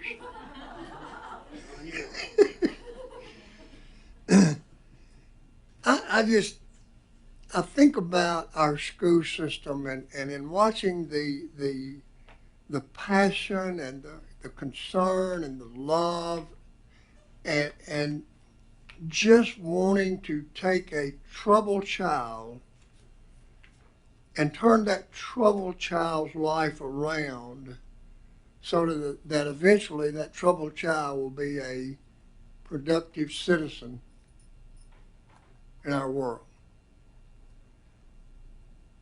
I think that is exactly an excellent move, and I commend you, Mr. Hallman, for taking that position. I am not sure that I could have done it, and I appreciate you doing it, and I appreciate the enthusiasm that you show for the future there. And Doc, you mentioned it a minute ago, the key factor in this thing, all of these things that we're doing, maintenance, having our yards looking so good on our campuses, buses, transporting those children safely, not perfectly, but safely. Homeless aspect of our population. We have folks in our system who are concerned and working in that arena. We have these folks who are working in the troubled child, which I can claim title to as well, in that arena of our school system. But Doc mentioned it a minute ago, serving our children. And that's why we're here. Serving our children. Thank you. Hey, Mr. Wise, Ms. Andrews. I just want to say thank you to Mr. Hallman and Ms. Webster, Ms. Apple, and Norma. Norma, I love you. I think you're awesome. You know. But I just want to say thank you for putting all the work. All of this that we were shown tonight is huge, and I know that took a lot of work and a lot of time, especially throughout the summer. I also want to say a special thank you to Mr. Hallman, to you and your family. I know that not only through the dedication of what you want to happen with the students at the school, but you've really taken ownership there at RT Fisher and put a lot of hard work, blood, sweat, and tears into really making that campus and improving the campus upon itself so that when those kids are there, they really feel worthy. And so I appreciate that. And I'm so thankful that you were here tonight to give the presentation because I'm very much looking forward to coming and seeing you in October. So we're supposed to have the list of schools. We'll have that at the next meeting. But we do have RT Fisher on the list this year, so we'll be seeing them in October. So I'm hoping that all of y'all will be able to mark that on your calendar. So not only will we get to see the great work that we're seeing it on paper, but we'll get to see it in person. Thank you, Ms. Andrews. Ms. Andrews was so kind. We had cards printed up and I didn't give them to show you when the dates were. We'll have them at the next week. We'll have them next week, I promise. All right. Put JJ in charge. No, I won't put JJ in charge. I'll put Scott in charge. Ms. Hayes. Chairman Brewer, thank you. I know this presentation, all these wonderful things that we have been listening to and what's going to be happening at RT Fisher. My time's walking through the schools, as you all are at your community schools, your district schools, and throughout the county, listening to teachers, the struggles of our children today. They don't have to all show up at RT Fisher. You can see it on the faces of many of our kids. The social, emotional health of our students is just as valuable. It's right up there with academics and athletics. The focus, the work that we do. I tell you, if every teacher in this county would have the opportunity just to go through one of their professional days of this training and the counseling, because they're really all counseling in some form or fashion in our schools every day. But to just even equip them a little better. I mean, so many times teachers have just said, Tammy, I'm at my wit's end. I don't know how to get to this child. I don't believe a child can focus. If they're hungry, feed your kids, feed your children at school. But if they've got all this stuff going on, and many of them do, I've sat in on a STARS group. I had the privilege with Debbie Sheets, and I told my own recovery story as I listened to those girls share their story. They walk into the doors of our schools every day, and you can put on a mask pretty well, but they're from all walks of life, but it's manifested by numbing and medicating their pain. And it can be drugs and alcohol, it can be cutting, it can be this perfectionism, mom and daddy, the drivenness to make the straight A's, they're exhausted. It's happening every day.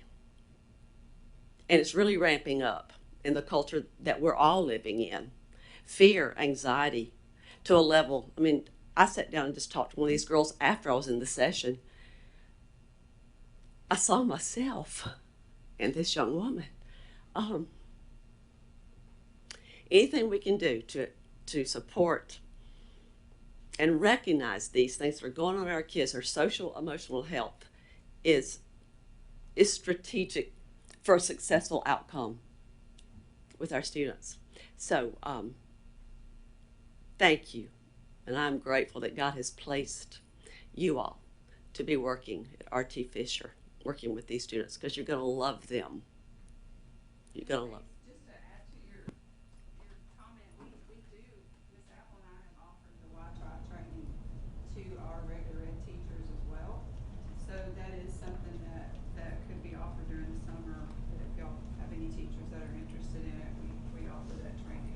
You do it in the summer. Yes, ma'am. Can you let us Or, I mean, if there's enough interest, we could do it at another time as well. I'd like to be involved when that is. It's fun. I'll like that. Thank you. Y'all didn't get 3 months vacation. Thank you, Ms. Hayes. Any other question, comment? All righty. Well, I want to thank you folks too. Y'all do a fantastic job. Thank you so much. Yeah, you can leave now. Yeah, you can leave now. Hey, Thanksgiving lunch. Let me know. Come on. You gotta let me know when you're ready. I'll stop by. All righty. Next item on the agenda is presentation regarding teacher salary schedule. Dr. Phillips. Thanks. I want to talk just for a few minutes here, give you some information, some data, kind of let you see where we're at in salary comparison across Pierre County, neighboring county, and then Pierre County, Pierre districts that we look at. And I'll boil it down that there's really two different things here that we're looking at. We're trying to look into the future. We're kind of looking at where we're at currently, but looking into the future about how we compensate our teachers. And of course, that includes more than pay, but certainly pay is a huge component of that. And I want to kind of attack it from two different angles. Number one, it is about attracting talent. Because each year when we go out and we compete with other systems, like systems in Middle Tennessee, we're competing for talent against those systems, and so we want to hire the best and brightest for our classrooms. And so that's one component. But another component are the teachers that are here, that have been working for us and have been doing amazing work. You just saw an example of that. And I'm going to hand out some things, so it's kind of a little bit twofold. It's understanding that we've had tremendous success because we have great teachers, great campus leaders, great supervisors, instructional leaders here that have driven performance with our children. And then it's also about making sure we compensate them for the great work that they've done. So I'm going to hand out some things here, these infographics that you'll like. Let me have one of those and pass them around. Thank you. Yep, if you'll just pass them down. There's two separate things there. And as they come around, you'll kind of see, and we're going to make this all available electronically so you'll see it. but I thought it'd be good to have a hard copy so you can kind of look at it. The first two are more about performance and kind of where we've been, really since 2014, because you can go back further than that, but we went back to 2014. And so the first one, if you look when they come around, this is more about the class of 2019, because I think each year as you graduate a class and you kind of can see their performance over time and kind of where they finish up, some pretty amazing stats here on this one. The first one I know we're all proud of, and this one probably is underreported most of the time. We had 36 grads entering military service, full-time military service. I think that says a lot about our kiddos in our school system. We even had two this year that were early grads, went off to boot camp, came back, and actually walked in their uniform. And that was awesome.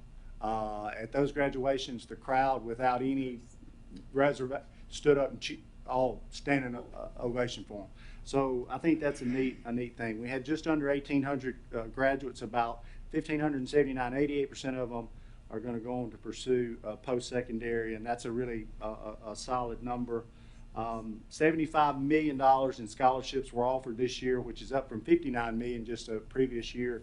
107 dual credit exams, which is up a lot from 2018. And then we also had 549 industry certifications this past year, which is also a big component of what we've been doing. We're preparing kiddos that are maybe not going to higher ed, but they're having real skills to be able to get employment, good employment here close to home. The second one is more of the things that we look at usually with report card and around the report card.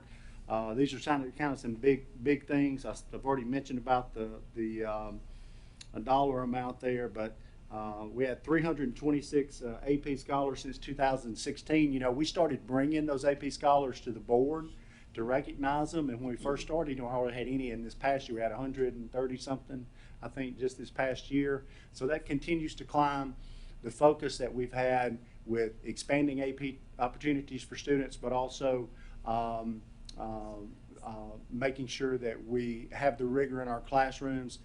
This summer, we opened up for all of our high school teachers. We used to have kind of an unwritten rule that if you weren't going to teach an AP class, we wouldn't pay for you to go to training. And the AP training is really, really good. And whether you teach an AP class or you don't teach an AP class, it makes you a better teacher. Does that make sense? So this past year, Scott and I said, well, we're just going to pay for that. We think that's the biggest bang for the buck we can get. And so this summer we sent how many? 85 high school teachers in this county. We sent more to AP training this summer than we probably sent the previous 6 years combined. So we'll see the benefit of that, even though they're not teaching AP students, but maybe a course prior to them taking an AP class. So we think that'll help drive rigor and keep that number going up continually. ACT, of course, we'll have that released later on this year on SuperScore.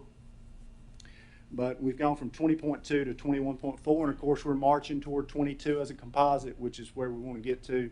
Hopefully we'll get there, if not this year, real soon. Graduation rate, the same thing. We've continued to climb. We want to get above 95%. Early indications this year looks like we'll post a number above 95 for the first time. That's really strong. For a large school system, that's pretty stout. 2, of course, Blue Ribbon School designation since 15. One thing that kind of speaks to how we've been developing STEM programs across the county from all the work from the teachers and parents and principals. But we have 21 certificates in the state of Tennessee. Since they've started certifying STEM schools, there are 21 that are certified currently in the entire state of Tennessee. 5 of them are in Sumner County. That's pretty strong. So I just share these things because we're going to put these out as infographics because they're kind of easy to read and it gives you an idea of where we've been and kind of what we're doing. But a lot of that also goes back to, you know, I am going to propose that we hopefully can get funding to increase teacher pay for all certified teachers in this county starting next year. But I want to do that the right way. I want it to be because we've performed, because they've done such a tremendous job.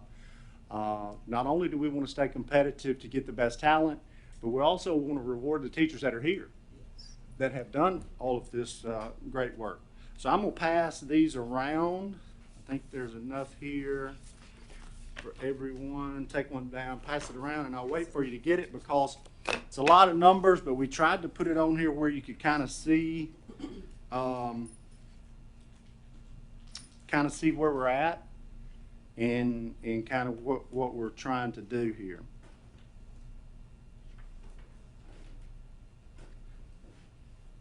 We've spent the better part of the last probably year and a half or so when we have conversations around the budget, or we have conversations around what other systems are doing within their budget for teacher pay. Of course, we always look at Wilson and Williamson because we consider them a peer group for us in size and performance. We look at Robertson and Rutherford. Of course, Rutherford is a little bit further south and not sure how much leakage we have necessarily in direct competition with them. But we always put them on there to kind of look and see where we're at in comparison to them, both not only on the pay side and benefit side, but also on performance of students in schools. So if you look, let me tell you how this is laid out. This is real easy. I think it is anyway, but I stare at them all the time, so it's easy for me. If you look across the top here, we have the years, we have the counties, we have the years, year 0, 1, 2, 3, 4, 5, because we're on a graduated scale throughout the years. The back's the same because we go through 24. If a system doesn't have that pay grade, like for instance under 0, MS plus 30 is no longer recognized in Robertson or Rutherford, so it's blacked out. You see that? On the back, you'll see some of the scales fall off because they don't carry them through 24. They just carry them through 20 or 21 or 22.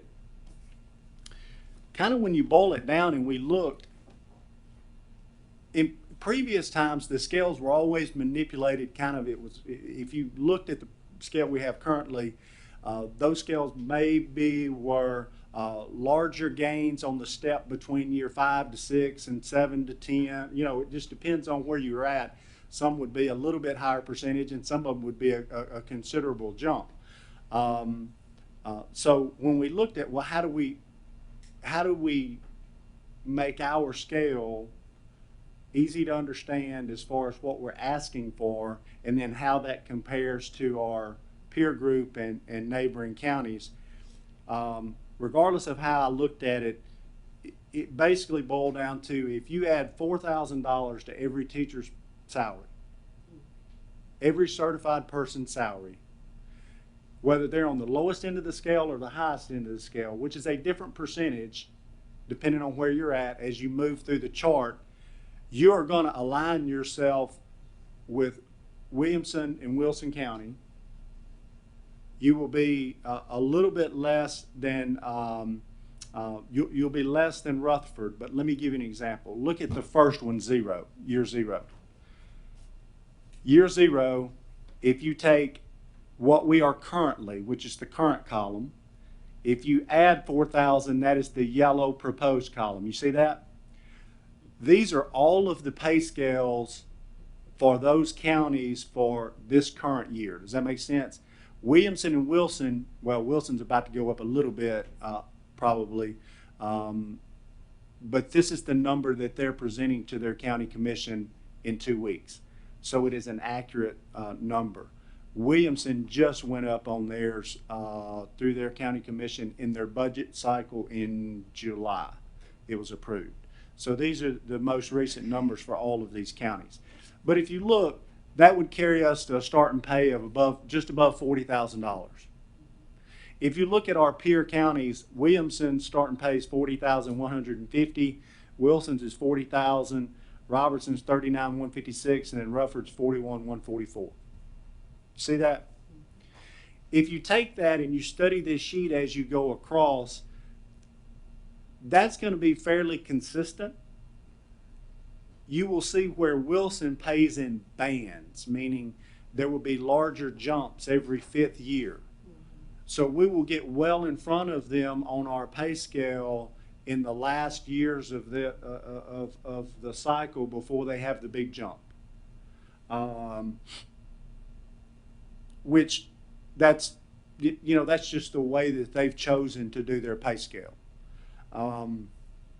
It aligns us with Williamson pretty much across the board. Williamson made a decision in their pay scale, if you've studied this long enough, that they quit giving increases at a similar pace for BS degrees once they get past like year 14, 15, 16. They've made a conscious decision that they want to pay people that are there longer. They want to pay them more if they get their advanced degrees. That's, I guess, their mentality. Looking at the sheet, the way the pay scale is, that would probably be their mentality with why they're doing that. But if you look across it, the 4,000 puts us really where we need to be in comparison to the other counties, and I'll be glad to answer questions. You can stare at this. I've made up 50 of these with different numbers on them in different ways, and it really always boils back down to this is the simplest, easiest way for us to get aligned with our peer group and for it to be easily understood. Does that make sense? Easily understood, and it's fair in the sense that those teachers are all going to receive, and principals and assistant principals are all going to receive the same dollar amount. Does that make sense? So I'll be glad to answer questions.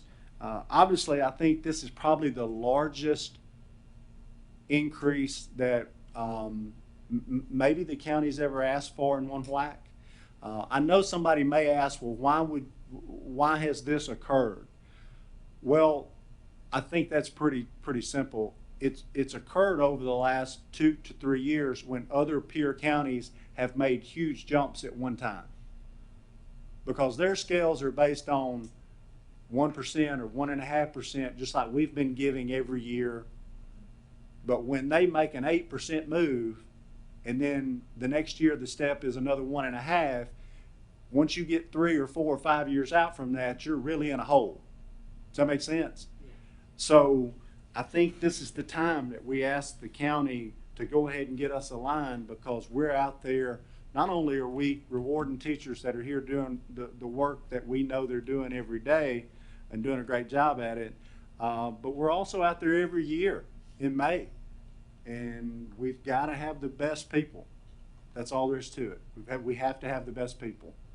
I'd like to take this over to the county. We're going to share this information out to our principals and to our teachers tomorrow. I hope I have the blessing of you guys to go ask for it.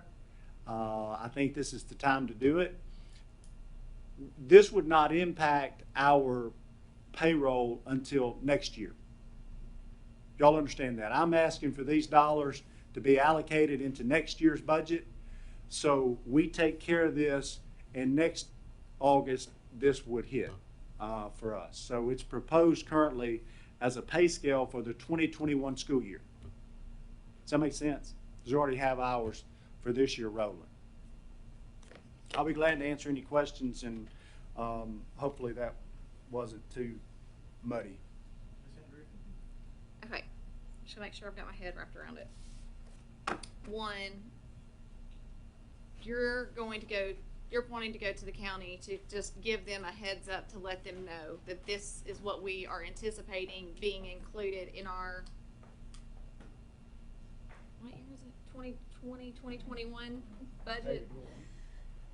Is that correct? 2021. Right, so this is not monies you're asking for to be given today. This is a heads up when we do our budget and we do our budget presentation in April or May. this We're is gonna- going to be shown, this is going to be reflected within that We're budget. going to ask them to fund it. We're gonna ask them to fund it for the 2021 school year. I would anticipate that they would want to fund that now, or they would want to make plans to fund that now, because there would be no way to fund it at that point. Okay. Does that make But I'm sense? saying, You on have to our ask side, now, it's not you have to ask reflected. now for them to generate the revenue to pass the budget next May. But I'm saying that, right, but I'm saying that it's more so of them, hey, this is a heads up, y'all need to account for this funding. We're not needing it tomorrow, but it will be included in our That's right. budget come May. So you Correct. just need, so it's not a blind side come May. You already knew this was coming, you needed to account for it. Right. Okay, my other question is, typically, when we have done our budget, it is, we'll do the teachers or whatever, set it up like classified, and they'll either get like their percent in a step. Will this, so like say if somebody right now is year 12, then this will be just 13, or there will then also be a step, like, They would just move that way. just move one? Mhm. Okay.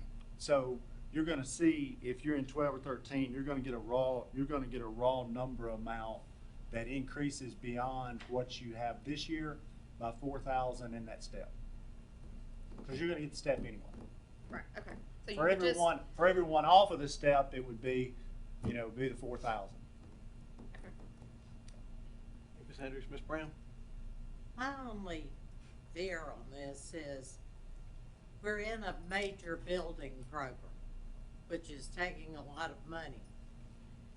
And how much does this total package cost? This is gonna impact about 2,200 or so people in our system. No. The amount of money. 4,000 times That's- 2,200. what is that? 8.8 million. Huh? 8.8 million, Right, on top of our building program. correct. So that's what scares me about it. And, I don't know that they'll go for it. I Sure. just don't know. I mean, Yeah, I don't either. you may. Yeah, I don't know either, but if we don't ask, we're never Right. gonna know. And it could be that it could be split up and incremented, like start out with 2,000 and do 2,000 another year. Yeah, maybe. Or something if we had, but I think it's a good idea. But I just fear that we're asking a lot all at once. And, which will result in a huge property hike, which is not gonna make people happy. And I just, worry about the consequences of it with so much at once, but that's, Sure. I would like to pay the teachers. yeah, I know. Sure. We all would. Thank you. I think it'd be good. Yeah, I wanna pay them, Yeah, but, it's like paycheck, Sure. paycheck. yeah. Thank you, Ms. Brown. Ms. Hayes, did you got it? Mr. Duncan then. Dr. Phelps, thank you for bringing this Yeah. forward. I think this is a very important item. Good quality staff is the lifeblood of any organization. I don't care what organization you're part of, whether it be a school system, an engineering consulting firm, a governmental office, whatever you're involved in, the lifeblood is, and what makes everything work is the quality employee. We've shown, Dr. Phillips has shown that we've got quality employees and we're making strides towards our goals. And I understand the concern about the money. And I don't want to turn this into a debate about a arms race on who's spending the most money. But I think we've got the performance here. The teachers have done their part. The certified staff has done their part. And I think as a board, we would be foolish not to back, at least asking and pushing for this. And again, having an engineering background, having 5 of the 21 STEM programs, that's 24% of the program in the state is in our county. So I think this is a reasonable conversation to start. I know it's going to be a tough conversation for Dr. Phillips and the county commission, but again, we are in a phase now where we're growing and we don't need to get behind. And that's all I've got. Thank you, Chairman. Mr. Duncan, Mr. Gregory? This is very much needed from beginning teachers through the ones who have been here. And let me, as all of us know, especially Dr. Phillips and Ms. Naomi, that this is a marketing, our society, all of it is very much marketing. I mean, I know that each person probably on our staff, if you don't look. But you probably know what the neighboring counties pay your position. But we want you. We want you. And it's very important that, the reason I said it's marketing, I don't know of anything that's not marketing now. Real estate's marketing. We have two of them on the school board.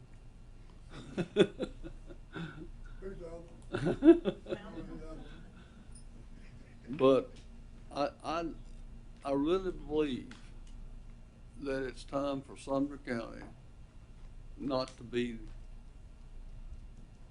the back doormat, but the front doormat. Thank you. Thank you, Mr. Gregory. Mr. Wilkerson? Does Davidson County not play a role in, I mean, is it not a concern, or? You know, we don't lose. Yeah, I mean, when you look at their pay, but we don't really lose a lot of folks to Davidson. It's a different recruiting pool. Okay. I think. So, probably the biggest impact here would be Wilson and Williamson. In the last 6 or 8 years, I've heard of one person, and there may be more, I'm sure. I've heard of one person in our county. And that's not to say that we don't have some, but, you know, we really need to focus on where we align with Wilson and Williamson if we want to stay at the front. Okay. And this lady, I think, left the last 3 or 4 years before retiring. We'll get her act. Mr. Wilkerson, were you done? Yes. Okay, Ms. Brown? I want to make it clear, I'm not against this. I'm just trying. I'm a very realistic person. And at this time, I don't know how far we'll get. I wonder if waiting a year wouldn't give us a better opportunity. But you know more about that than I do. And I just don't want the teachers to get their hopes up and then get angry if it doesn't materialize. And, you know, I think they should get more than that. But, you know, you've got to face reality at some point. I don't want them angry because we didn't ask. You're right. And then you're right. If you don't ask, you don't That's why get. we're gonna get mad because you didn't ask. Right. And you knew. So I think we'd be a lot better off on that side of the fence. Thank you, Ms. Brown. Ms. Andrews? I just want to echo what Mr. Duncan said. I absolutely agree with what you said as far as if you want to keep quality employees, show them you appreciate them. And, you know, our teachers work tirelessly. We've got the proof. It doesn't take long to go into a classroom to realize the hard work that they're doing. Additionally, they have selflessly, for the past 5 or 6 years, taken and realized that they have received a small step increase or a small percentage with the understanding of that we were trying to do better for our classified employees. And many of those, I've had numerous conversations with teachers, especially when the program started, that said, yes, I want to raise, but these support staff work their tails off and they need a living wage. Mm-hmm. And they have waited. And from our last budget, we finally went through our last group of classified employees, and now we have them, and we are seeing the fruits of that. We are seeing the morale, but our teachers are also tired. I've seen it. I'm, see it where it's okay, and to look and to tell the teachers this year, okay, we're through classified. Hopefully this is going to be your year. We're going to address our teachers, and to see almost the weight lifted even.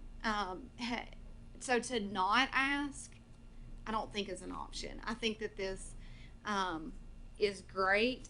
I agree. I wish we could do more because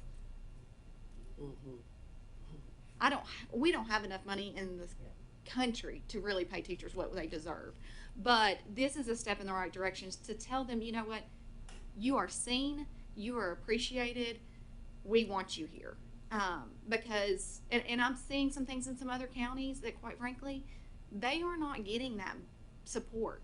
And so money is an option, it is part of it. And I think to get us in line with those other counties, to then for those employees to see, you know what, Sumner County really does care about their employees. They've got a great health package. They're now comparable with pay and so forth. We are going to be inundated.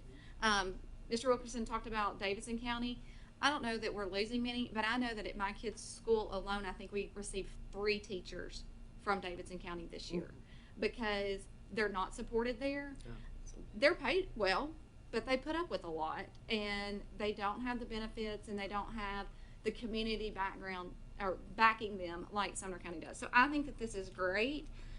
Anything that you do is going to cost money. It depends upon whether or not you see it as an investment. This is an investment in our county. Thank you, Ms. Andrews. Anyone else? Mr. Gregory, Ms. Brown, did y'all have something else? One thing I wanted to say about Davidson County, because I was faced with the same thing. I could have gotten a lot better job in Davidson County for a lot more pay. But their rule is you have 1 year guaranteed that wherever you go, then they move you any place they want to. And believe me, you do not get the backing. Because the principals don't get the backing, therefore the teachers don't. So anybody, I know quite a few that have gone to Davidson County, and I warned them. They didn't listen, and guess what? They left. So that, I think we get, I think that's Davidson County is out of the picture. Thank you, Ms. Brown. Ms. Hayes. Yes. Thank you, Chairman Brewer. So many things that my allergies, ragweed must already be out and about. It's driving me crazy. So many things that Sarah said, I echo that. As a former educator, teachers will get that thank you by a parent that they just needed at that time. I know teaching is a calling, but you want to know how to really increase morale and to validate their work. And I tell you, since I've been on the school board, the changes that the state has, excuse the expression, they've jerked us all around. What they've asked our teachers to do, change it up. They work tirelessly at their job, and they love their children. They love their calling. They wouldn't be doing it for the money. But that is a great morale builder. That's just needed for living. Davidson County, when you said the teacher wasn't supported because the principal wasn't supported, well, above that, that principal was not supported by a department. This is what we do. Thank you, Dr. Phillips, for looking at 7 different, spending time laying all this out and trying to come up with the best plan. We got to get in the queue. We got to ask. And even with the Capitol building projects, we just didn't show up one year and say that was something that has been discussed and brought before the commission years in advance of us breaking any ground. They planned, and the commission, then our county commissioners plan for this growth, this payment to our teachers. the salary increase. So, thank you and ask, and I think it's wonderful. And thank you to our educators. So grateful. Thank you, Ms. Hayes. Mr. Grigger, do you have something else? I'll present this on August 12th, probably for the county budget. So that's what, a week, Monday? And then the 19th, it will probably, I'm guessing it will be discussed on the 19th at the full commission. Mr. Daniel. Yeah, you know, one of the things that I really appreciate about the staff is that, you know, pretty much since day one, it's been a proactive staff. You know, one of the first things that we did was we laid out a building plan, 5-year building plan. And I remember sitting in the conference room upstairs, and we went through all the additions we were going to do at the schools, and we went over the cost. And you know, it wasn't you know, maybe a year ago we went back over that, and we were almost spot on, you know, with our estimate. And now we're starting another building campaign, and I would bet that we're going to be pretty close when we get to the ending dollar there. When it comes to salaries, you know, over the years, you know, as Ms. Andrews said, we focused a lot of attention on our classified positions, trying to give them bumps. And over the last 6 years, every one of those positions has gotten at least one bump. Some of them have gotten multiple bumps. Trying to make sure that we keep them up to a spot that makes us competitive with the surrounding counties, but also gives them the ability to have the funding that they need to raise and support a family within our community. And we've continued to say that, you know, our plan is to take care of that and then take care of our teachers. And as Ms. Andrews said, you know, there have been many times, you know, I remember back in 2012, we had teachers coming up here saying, you know, you're offering us, you know, 2 or 2.5%. I'd be fine with nothing if you gave it to, you know, to our classified teachers. And they've given and given and given. And now is the time for us to step up and say, you know, it's your turn. And you deserve this, and you've proven you deserve this. I've had the opportunity through all my years at ServPro to travel around the country and meet with our franchises. And I've done projects where we've met with our top producers in the system. And one of the questions that I always ask is, what is the secret to your success? What is it that makes you stand out when others have struggled, when the economy's been down or whatever it is? You've continued to thrive. And to a person, every one of the owners I talked to said, it's my people. If you surround yourself with good people, if you take care of your people, if they feel appreciated, if they know where you're going and what your goals are, then you build a quality team. And that's what we want, a quality team to take care and educate our students so that they can go on and become the best they can possibly be. So thank you for the work that you've done on this. And the continuation of trying to plan ahead and think forward to make sure that our county doesn't fall behind in an area. And that doesn't take just you, but that takes your entire staff in all different areas. So thank you. Thank you, Mr. Daniels. Dr. Phillips. I just wanted to say, a couple of you mentioned it, and I know we know this because it's front of mind. We go through the budgets and we just know these things. But it's important to remember, 5 years ago, 70% of the people that are classified employees in the school system made $8.50 an hour or less. There are 2,000 of those people that show up every day to work and do important jobs for us. And we said, I don't know, you know, we're going to fix that. And guess what? We did. We don't have an employee in the school system that starts a wage less than $10 an hour now. Right? So we've been methodical to take care of those things along the way. And now, it's the next step of the plan. Y'all know me. I'm a planner. It's time for the step in the plan where we get our teachers where they need to be. And I'm going to roll over there and ask for it. And they may say no, but I'm going to ask for it. I'll go with you. Because I have the information here that says it's overdue We're not asking for it because we're doing a terrible job. We're asking for it because we perform. And here's the numbers. Thank you, Dr. Phillips. Mr. Andrews. Yep. Mr. Daniels, it's been a long night. I just quickly want to say that, you know, we may take it to the county commission, we may crash and burn, but if we're gonna crash and burn, I want it to be known that this board and this administration went down, taking up for our teachers and our employees. So, that being said, moving on to the next item, presentation regarding SRO grant. Dr. Phillips. I think all of you knew back in the budget that the governor allocated dollars that he placed specifically for SROs. And I mentioned that in the budget, and we were still trying at that time to figure out exactly what it meant because they hadn't released how you apply for the grant or anything. Katie stayed on top of that. Roll forward. I've met with the sheriff. I went over to the county and said during our budget presentation, hey, I think we need to ask for an SRO in every building. We still have 15 buildings today that don't have a full-time SRO, okay? I said, I think we need to ask for 15. They said, absolutely ask for 15. I said, I don't think they'll get funded, but they won't get funded if you don't ask for them, right?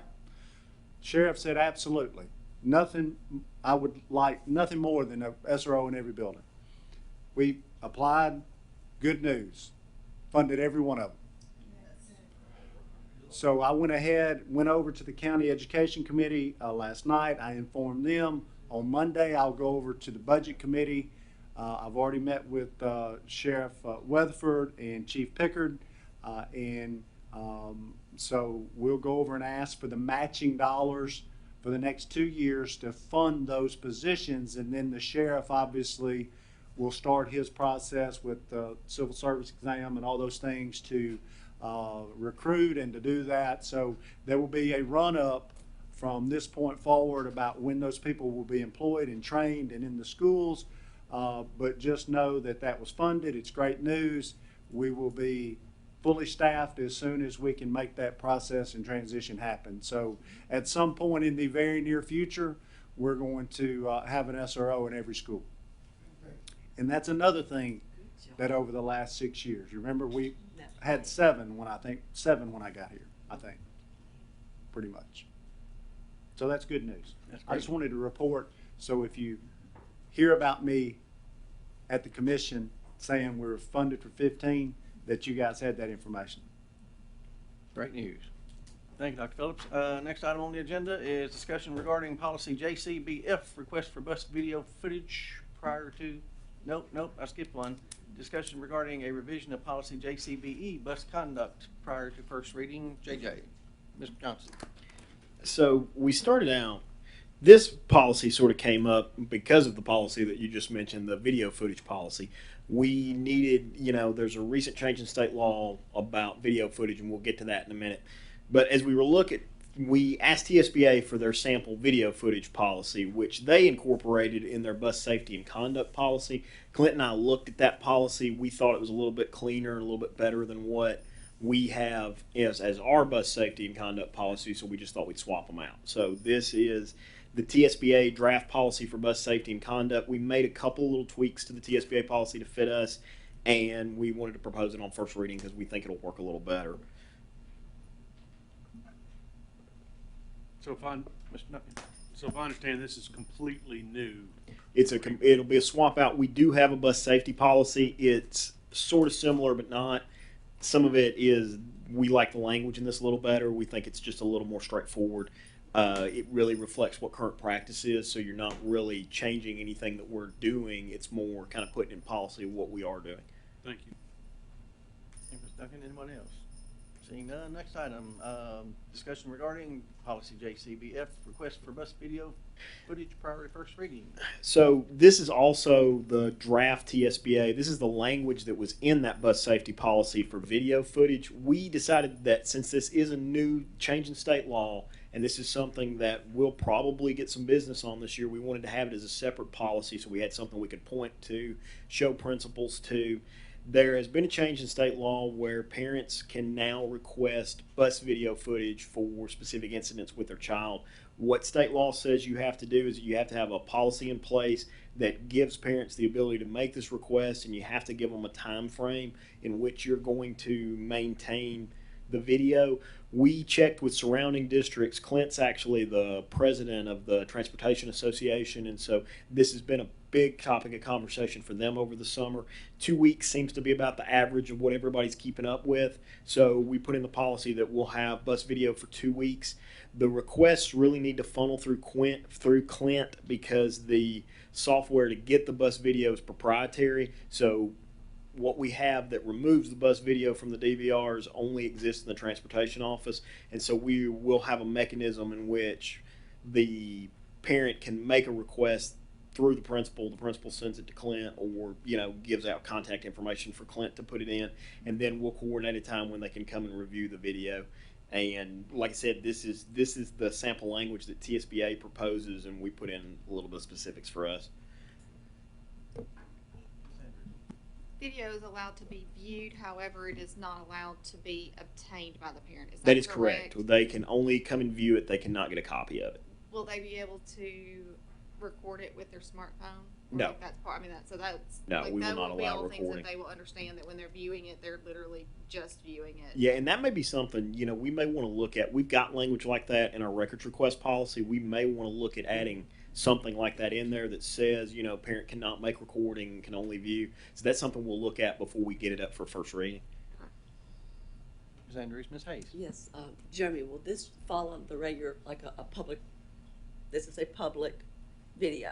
So, and well, it's not a public video, but they'll have a form that they fill out. Yeah, and Within that's a 2-week period, all that will happen? Yeah, and the reason why everybody's using 2 weeks is because if you've got an incident on a bus that a parent wants to view, they usually know that within a 2-week period. And so, you're talking about an incident, and it could be where they think there was an incident between a student that they're wanting to make a report about. It could be a bus discipline incident where students discipline on the bus, parent says, I want to see the video. This is not the same as a records request because you have to make a request for your child. I can't say I want to see bus 614, and that's part of the reason why you want to run it through Clint as well, is you want to make sure not only that you're making a request for the bus your child rides, that your child was actually on the bus that day. We could have the potential of somebody saying, I just want to see what's going on my kid's bus. I heard something. And so, that gives us the ability to kind of vet that and make sure that we're following all the rules that come along with student privacy and that kind of stuff. All right. Next item, discussion regarding a revision in policy JB, student attendance prior to first reading. So this was brought forth by Melanie because we're in now the Melanie section of the policy reviews. And one of the things that Melanie realized when we were looking at the truancy policy that we had, or the language for truancy, is that it's really not, policy said 5 days and then they get reported for truant. Well, it's really not 5, it's 6. You got to go 5, and then on the 6th day you're truant. And so we kind of wanted to make that clarification in language. We also wanted to update it to reflect current practice, because the old language was, as soon as you hit that 6th day, you go to truancy court. And that's not really what we do anymore. We try to do school level interventions first, principal conversations, things at the school to say, hey, how can we get you to school? What can we do? And so we wanted to reflect that in the policy. I have another question. So, in the past, I felt like that is this similar to like the unexcused parent notes that we're used to? The law states that a student can have 5 unexcused absences per year.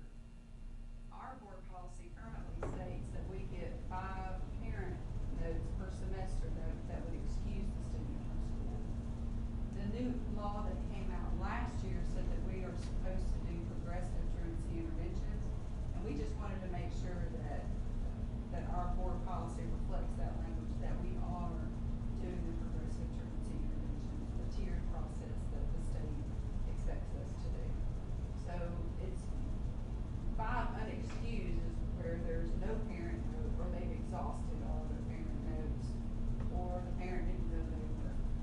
Do we need to change the language or to clarify it to say unexcused versus just absent? Does it, I thought it did say 5 unexcused absences. Yeah, it says. Because the law states. Well, it says that- without adequate excuse. Yes, Okay. you can have 5 unexcused, the 6th, the child is considered And truant. that is within the full year, but they still, because I know it's going to be asked, Yes. still can have 5 parent notes per semester, but beyond that, if within the school year they have 6 unexcused absences, that's when it's truant. Right. So we're really looking at roughly 16 days.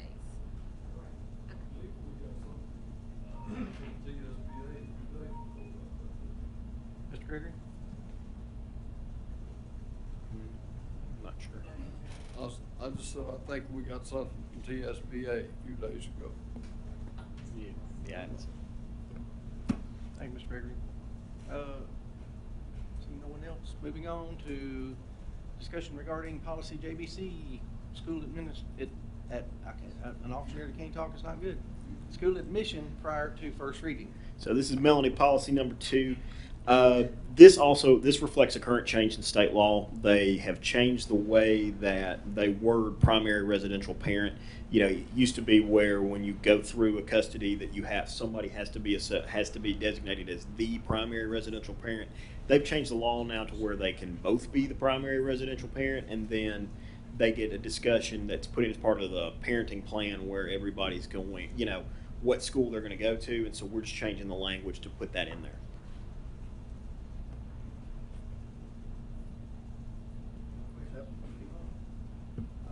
This one will be, that particular policy, we'll see a lot of changes in probably how the courts deal with joint custody. And the tricky part for us will be when one parent, custodial parent, lives in another county, a neighboring county, and one lives in Sumner County. They'll get to pick where they go to school. Let's think about that a second. That would only be if they are truly That's right. equal 50-50%. And they have to agree that they both be called primary residential parents. So there has to be some agreement and some amending of current parenting plans. We think it'll be more impactful from today forward for new divorces, not necessarily changing ones that are currently here. But you will see that happen. Okay, next item, discussion regarding a revision of policy JCC, student disciplinary procedures prior to first reading. Okay, so these next 2 policies are the same change. We just needed to spread them out through both those policies because one talks about our disciplinary code, the other talks about the alternative school. What we're doing here is we are closing up sort of a loophole that we've had for years. If you go through disciplinary committee and you're assigned RT Fisher, you can remove yourself to homeschool, sit out a calendar year. This is by state law. Sit out a calendar year and then re-enroll when you get to go back to your zone school. Now, state law says that all of this takes place unless you specifically have in board policy that they have to go back to alternative school. And so we said, hey, let's put that in our board policy. And so that's what these next 2 things say, is that if you're assigned to alternative school, you must finish the program before you are allowed to return to your zone school. That's a good thing.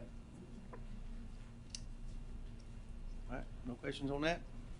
And the last one, I think you just explained, didn't you? Yep. Both the same. They're the exact same language. Same It's thing. just we put them in both. They just needed to be in both policies.